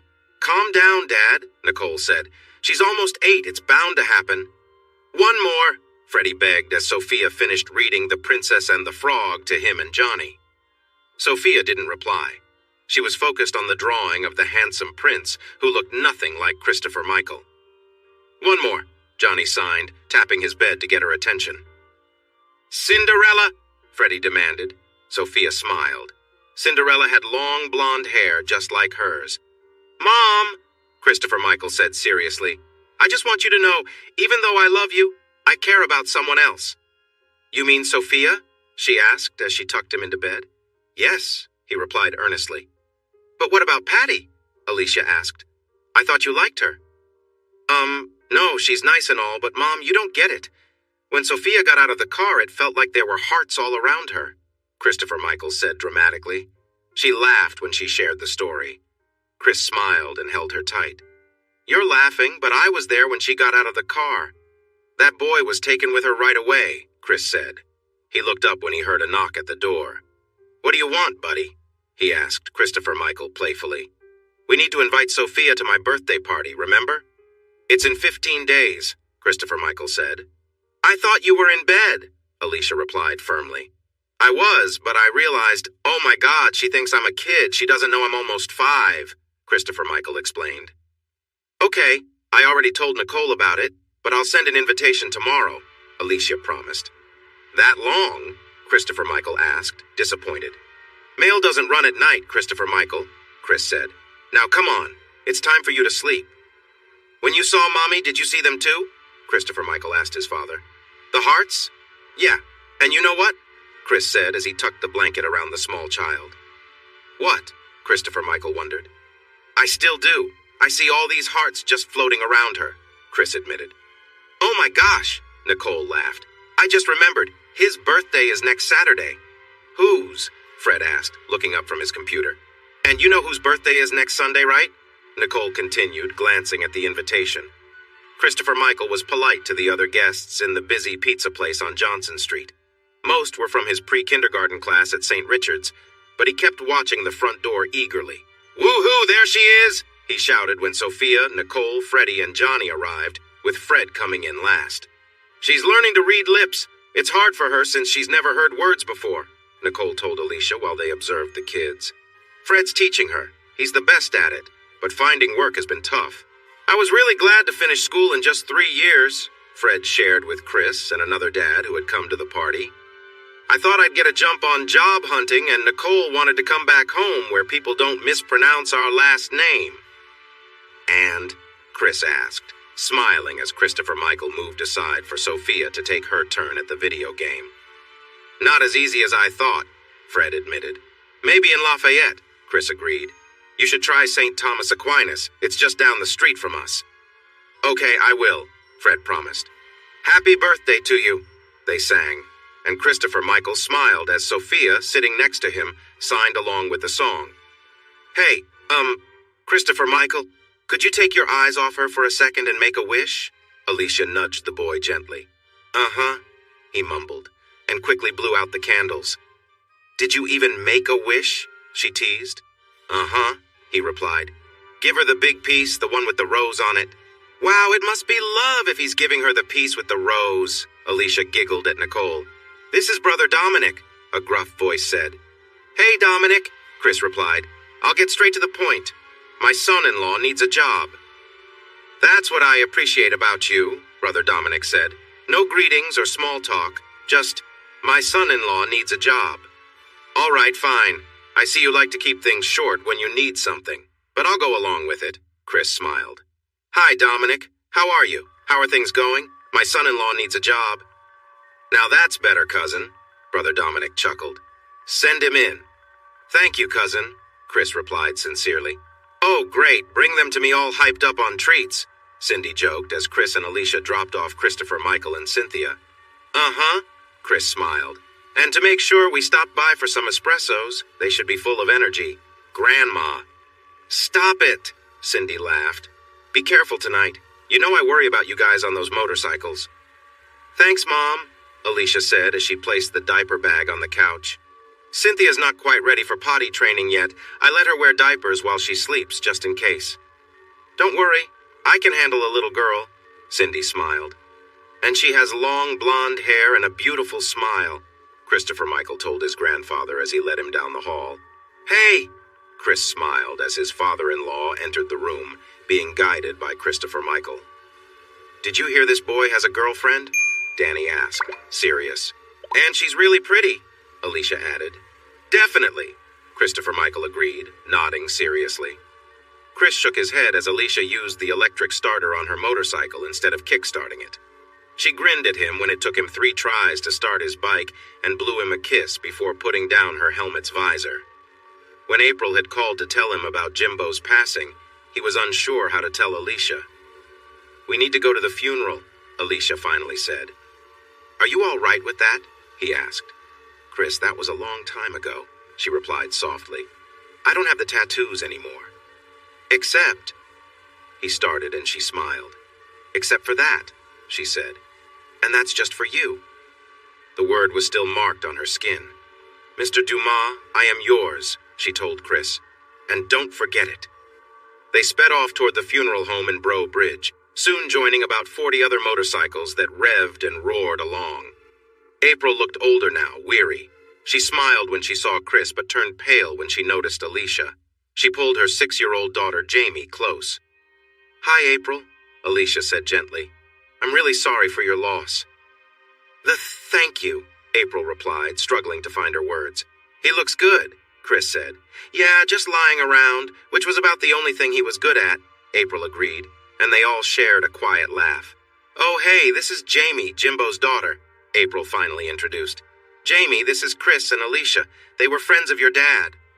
Hello, Chris said with a smile as he shook hands with the girl. I have a son who is about your age, Alicia added cheerfully. He's 5. How old are you? I'm 6.5, Jamie replied with a hint of pride. How could this woman think she and a 5-year-old were the same? Boys were silly anyway. Chris glanced into April's eyes and noticed something there. This girl with brown hair and brown eyes didn't seem to be Jimbo's daughter. He shrugged, and that look vanished. April gave a small nod to show her appreciation. The funeral was quick, and the bikers drove behind the hearse to the cemetery. A minister said a few final words, and afterwards, Chris and Alicia left. You never told me you and April were close, Alicia said once they were home. Chris began but hesitated. Don't lie to me, Michael Christopher Dumas, Alicia said, a flash of anger in her voice. I've never lied to you. Don't you dare lie to me. That was 7 years ago, before I even knew you, Chris replied, feeling frustrated. How did you find out? Jamie, Alicia shouted, her anger rising. She looks just like Nicole. She pushed him away, her eyes filled with fire. So what happened? She demanded, the words clenched between her teeth. Was it a relationship? Did you both care for her like that? No, Chris shouted back. It wasn't like that at all. Then tell me what it was like, she snapped, pushing him again. I bought the motorcycle from Jimbo. April and I worked on it together, then the night we finished, we went back to my place, Chris explained. Did you care for each other? Alicia asked with a bitter tone. Honestly, it wasn't love, Chris said. It was just a casual thing. Show me, Alicia insisted. What do you mean? Chris replied, confused. Show me, Alicia yelled. I want to understand the difference. What's the difference between making love and just being together? She pushed him again. All right, you asked for it, he replied, lifting her and playfully tossing her onto the bed. Just do it, he said, trying to be bold. He was struggling to feel excited. Being rough with her was not what he wanted, and it upset him. She had always enjoyed being close, but today felt different for him. Please, just do it, he urged, holding her close. She gasped a bit when he turned her position, and they shared a kiss. Did you feel that? She asked, surprised as he moved closer. She was feeling a bit different, but she didn't care as she held onto him tightly. That's enough, she breathed after feeling a rush of emotions. But we can keep going, he insisted, shifting their positions. Oh no! Please don't do that, she said, concerned but still letting him in. They moved together, both feeling a mix of pleasure. And then, he began when she came back from the bathroom. No! She yelped as he gently pulled her back onto the bed. They shared a deep kiss, feeling connected again. Then she left, and I didn't see her again until now, he said, resting beside her. After everything, who could blame her? She commented. That was a lot. You asked, he replied. Uh-huh, she said, then leaned in closer. She kissed him softly, and he began to feel closer again. Think you can make me feel like that again? She teased. Did I tell you to stop? He replied playfully. Hey, how's it going? He asked, as Nicole, Sophia, Freddie, and Johnny walked into his office. Pretty good. Fred's enjoying his trip to St. Thomas right now. Did you know you and Brother Dominic are cousins? Nicole said. Yes, I did, he answered. And you helped him get that job, didn't you? Nicole asked, curious about her father's role in Fred's luck. No, I just set up the interview. He earned the job himself, he said firmly. Thanks, Dad, Nicole replied. Now, where are my grandchildren going to school? He asked. Well, we're still in Lafayette Parish, Nicole said. No, not unless you're sending them to Fatima, he replied confidently. Dad, we can't afford, Nicole started to say. How about St. Richard's? He suggested. Isn't that close to St. Thomas's? Nicole asked.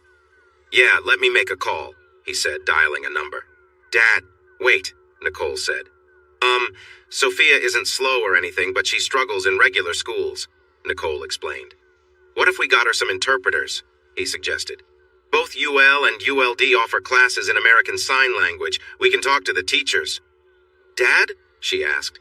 You would really do that? I mean, she's not your daughter. No, she's not my daughter, but she is your sister, Chris replied, talking on the phone for a moment, and then he smiled. Okay.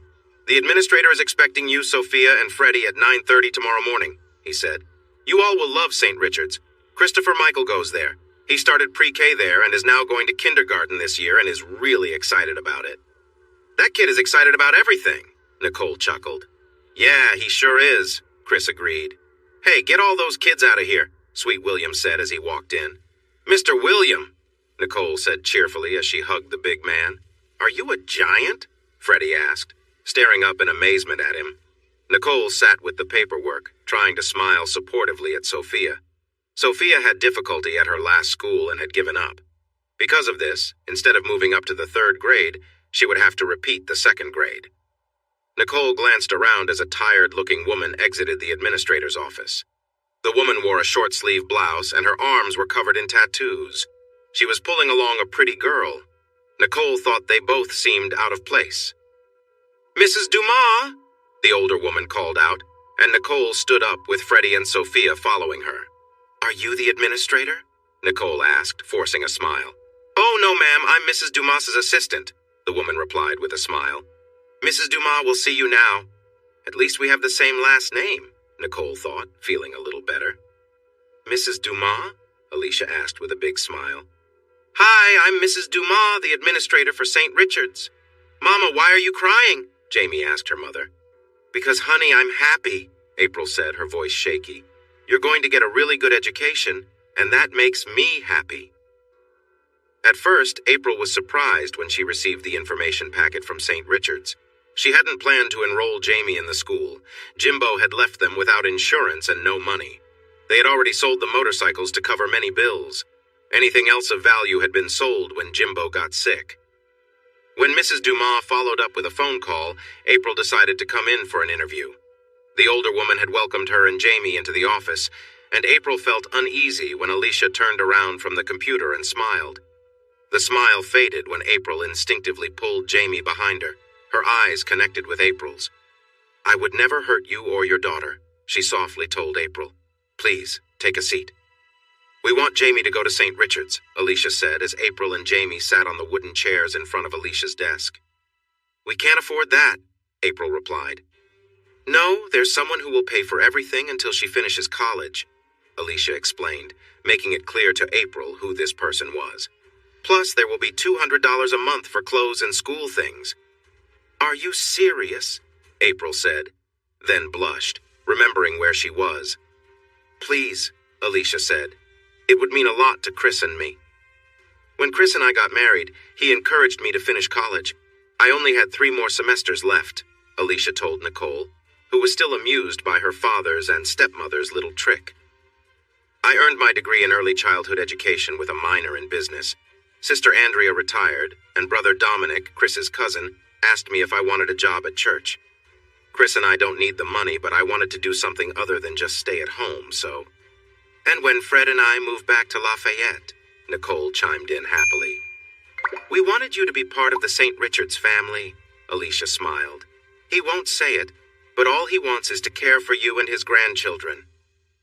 Hey, is your dad home? Sweet William asked Christopher Michael when he opened the door. Yeah, Mr. Sweet, come on in, Christopher Michael replied, opening the door wide. Hey, Chris said, surprised when Sweet William walked in. Hope I'm not interrupting anything, Sweet William said. No, just watching the news. Alicia's cooking. Are you staying for dinner? Chris asked. No, I have plans, but I wanted to talk to you, just us, Sweet William said, nodding toward the back porch. Sure, Alicia, Chris called out. Yeah, she replied. Sweet William and I will be out on the back porch, Chris said. Okay, Alicia responded. Is he staying for dinner? No, he says your cooking gives him an upset stomach, Chris joked. I did not say that, Sweet William protested. That's fine, I might just burn his food, Alicia laughed. Don't you always? Chris teased as he opened the door to the porch. Do you remember that girl, Trish? The one from the exercise class? Sweet William asked as they sat on the stone bench. Trish Miller? Yeah, what happened with her? You two seemed really close, then suddenly. Chris replied. Yeah, she got scared, she said. Sweet William shrugged. Last week she comes over and says, Hey, guess what, Dad? And I thought, oh no, she was so excited. Come on, man, just talk normally, Chris laughed.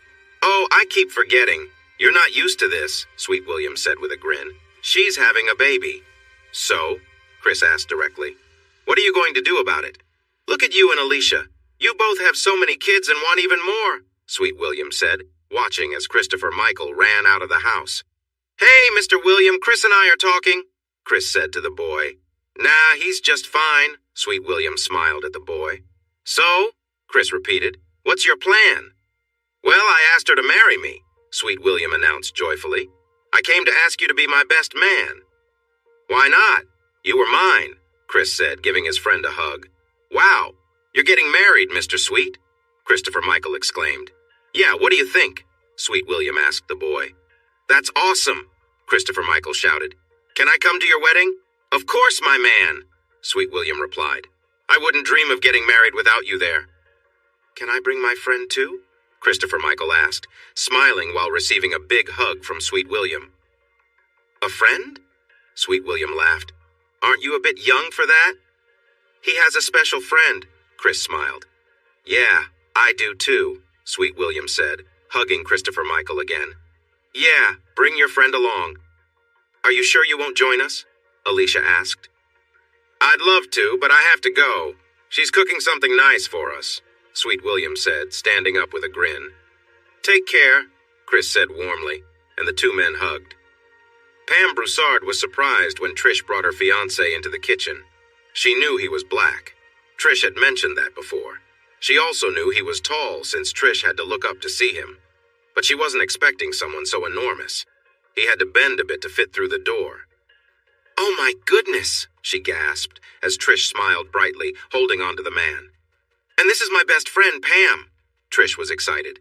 Pam Broussard. Paul walked into the kitchen with Barbara and Polly followed behind them. Hey, could you give me a hand? Paul asked Sweet William. Think you can handle this little one? Him? Sweet William smiled. I'm not so sure, he looks a little fierce. Mama, mama, Barbara began to chant. Be careful, Polly warned Sweet William playfully. I know karate. You do not, Paul laughed, and Pam came back to reality, taking Barbara from Paul's hands. So, are you the one Trish talks about all the time? Paul asked, warmly shaking the man's hand. Yeah, I guess so. It depends on what she says, Sweet William shrugged. I do too, Polly said. Watch this. Oh, you mean how you are almost as good-looking as me, almost? Paul smiled. Hi-ya, Polly shouted, and playfully struck his father's leg. Ow, boy! Paul laughed and picked up his son, hanging him upside down by his legs. Hey, Polly shouted. Almost? Sweet William chuckled. See? Pam playfully hit Paul with her spatula. That's why Trish wants to leave. You always act like this. Oh no, she didn't tell you? Sweet William laughed. She isn't moving out. I'm moving in. I'm going to have to raise all those ceiling fans, Paul said, glancing at Sweet William's head. Put him down, Paul, Pam instructed. You heard her. She said drop you, Paul teased Polly. I did not, Pam replied. No, Polly yelled as Paul dipped him suddenly. Put him down, Pam repeated. Oh, that's different, Paul said, setting the boy down. It's always like this around here, Trish told Sweet William. I see that, he replied. Want a drink before dinner? Paul asked, reaching for some bottles. Where's Candy? Pam asked. No thanks, Sweet William replied, noticing Trish's subtle shake of her head. Getting ready to wake her up, Paul said. Come on, let's go to the living room and let Pam cook that mystery meat, Trish suggested. You know how she is. We never know what we're eating. Darn it, Trish, Pam yelled. If you keep this up, it will be mystery meat on your plate, understand? She turned to Paul and shook her head. Here, babe, take Barbara. I need to finish dinner before it burns, Pam said, giving her daughter a big kiss. By the way, I saw April today, Alicia said. Oh, yeah? Chris asked, feeling a bit tense. Yeah, you're paying for Jamie to go to St. Richard's, Alicia informed him. Wow, I'm such a generous guy, huh? Chris replied, relaxing. And you're sending April $200 a month for expenses, Alicia continued. Man, I really am nice, huh? Chris said. Alicia, that girl is yours, you know it, she said. I know, he agreed. Jamie Christine Hollister, Alicia stated. Gee, I wonder where the Christine comes from. I wouldn't know, Chris replied. Oh, come on, Chris. Christine and Chris, get it? Alicia said, smiling. Nope, I didn't go to college like you all did, Chris said, giving his wife a playful squeeze. Stop it, you're way smarter than any of us, Alicia said with a giggle. Do you think $200 a month is enough? Chris asked. I'll ask her when I see her next time, Alicia promised, reaching under the blanket playfully. She teased him a bit before asking, Do you think you could... Do you mean that? He replied with a teasing tone. That's Mrs. Dumas? April told Jamie as she buttoned up the child's uniform shirt. You listen to everything she says, okay? If she tells you to stand on your head, you say, yes, ma'am, and do it, understand? Yes, ma'am, Jamie replied eagerly. Here, this is your lunch ticket, April said as she placed it in the child's backpack. It goes in your front pocket, next to your Mickey Mouse pencil. And my crayons, Jamie exclaimed with joy. And your crayons, April confirmed, smiling. April hid behind a tree and watched as bus number 142 arrived. Jamie climbed aboard and April wiped away her tears before walking back toward the trailer. This is Mrs. Dumas, Alicia answered the office phone. She's on the bus, April managed to say through her tears. My baby is on her way to school. That's great, Alicia responded, a bit puzzled. This is April, she cried. I just don't know how I'll ever repay you. Hi, April, Alicia said, her understanding growing. You don't need to thank me. Chris and I are happy to help, okay? If she needs anything, let me know, April promised. I told her to be good. If she isn't, please tell me. I'm sure she will be the best little girl in first grade, Alicia reassured April. After they hung up, April sighed as Zach began to cough again. They were both very sick and had shared needles, but Zach seemed resigned to his fate. April, on the other hand, fought to hold on, worried about what would happen to Jamie if she were gone. Zach blamed everyone but himself for his illness. It's my mom's fault, my dad's fault, even that girl Nicole's fault and April's too. No one forced that needle into your arm but you, April reminded him firmly. At least she knew she was the only one to blame for her own struggles. His attention had been so obvious, almost funny, as she walked through the grocery store aisles. She jokingly said, "Unless you can do it as well as my girlfriend," and laughed when Zach confidently replied, "Who do you think taught her?" They returned to the trailer where Zach was staying on the floor of Rudy's apartment. Jimbo and Big Mike were focused on their work, not even glancing up as they cooked their drugs. April checked on little Jamie, who was still asleep, and then pulled Zach into the bedroom. "Get started," April instructed. Zach quickly brought in his guitar and some clothes that night. Initially, April didn't want to help him. She refused to show him how to use the drugs. But Big Mike was eager to have another customer, so he taught Zach how to prepare the drugs and find a suitable spot. To be fair to Big Mike, He had no idea that his girlfriend had a serious illness. He didn't know he was putting his friends at risk, and by the time he found out, it was too late for Jimbo, who had moved on. "Do you have any cigarettes?" Zach asked after he coughed. "This is my last one. You're not getting it," April replied, pulling a cigarette from the pack. "Come on, that's not fair," Zach complained. "This is Chris," he said when Sandra connected the call. "Chris, it's April," she said. "Can I come see you about something?" Christopher Michael made sure to sit next to Sophia at Mr. Sweet and Miss Trish's wedding. His dad looked important in his tuxedo, assisting Mr. Sweet. The little helper for Miss Trish seemed out of place next to everyone else. Paul and Cindy were together, with Paulie on Paul's left, Barbara on his lap, and Candy in Cindy's lap. "I promise to love and cherish you for as long as we both shall live," William said, and Trish smiled as tears streamed down his face. "The ring is a circle. It has no beginning and no end. It's a symbol of their love," the minister said. The celebration was next door in the church hall. "Yeah, JT's my guy!" Christopher Michael cheered when the DJ announced he would play a Justin Timberlake song. He jumped up from the banquet table and rushed over to where Sophia was sitting. "Naol!" she exclaimed in surprise as he tried to pull her onto the dance floor. "Just give it a try," Nicole encouraged her. "Da!" Sophia called out, hoping Fred would help her. "Just try," Fred signed to her. "You try doing what he does." "Come on, you'll really like it," Christopher Michael said with enthusiasm. Sophia was good at copying others, so she mirrored Christopher Michael's movements. She quickly noticed that whenever she felt a vibration, Christopher Michael would step forward with his right foot and turn. The vibrations were constant, and she began to move with them. "That's it, keep going," Christopher Michael cheered. "Woo, look at those kids." Sweet William laughed. He approached the disc jockey and handed him a $20 bill. "Keep that song playing, okay?" he said, pointing to the two kids dancing joyfully. "Are you sure that boy's white?" Fred joked with Chris as they recorded Christopher Michael and Sophia dancing. "He shines in the dark, he's so pale," Chris chuckled. "See?" Nicole signed when Sophia and Christopher Michael finally returned to the table, both a bit out of breath. "Try it out, it's fun, right?" In response, Sophia hugged her sister warmly. Fred joined them, placing the video camera on the table. "Hey there, want to dance?" Fred asked. "Yeah, right," Nicole said with a smile as she got up. "You just want a reason to be close to me." "That's dancing, isn't it?" Fred grinned. "That's the only kind I know," Nicole replied. Alicia leaned against Chris after he secured Cynthia in her car seat. "I really like weddings," she whispered to him. "Uh-huh, it's the champagne you like." He smiled and kissed her softly. "Take me home," she said playfully.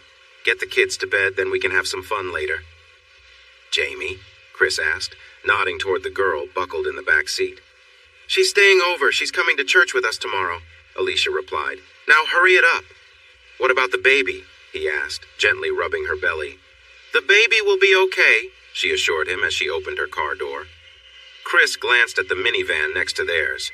Paul Robichaud was asleep in the back while Pam and Cindy hurried to get their kids seated. Paul had been drinking since the bar opened until the bartender cut him off. Cindy caught Chris's eye and quickly looked away, embarrassed. Sophia looked out the window of their SUV at Christopher Michael and smiled as he glanced over.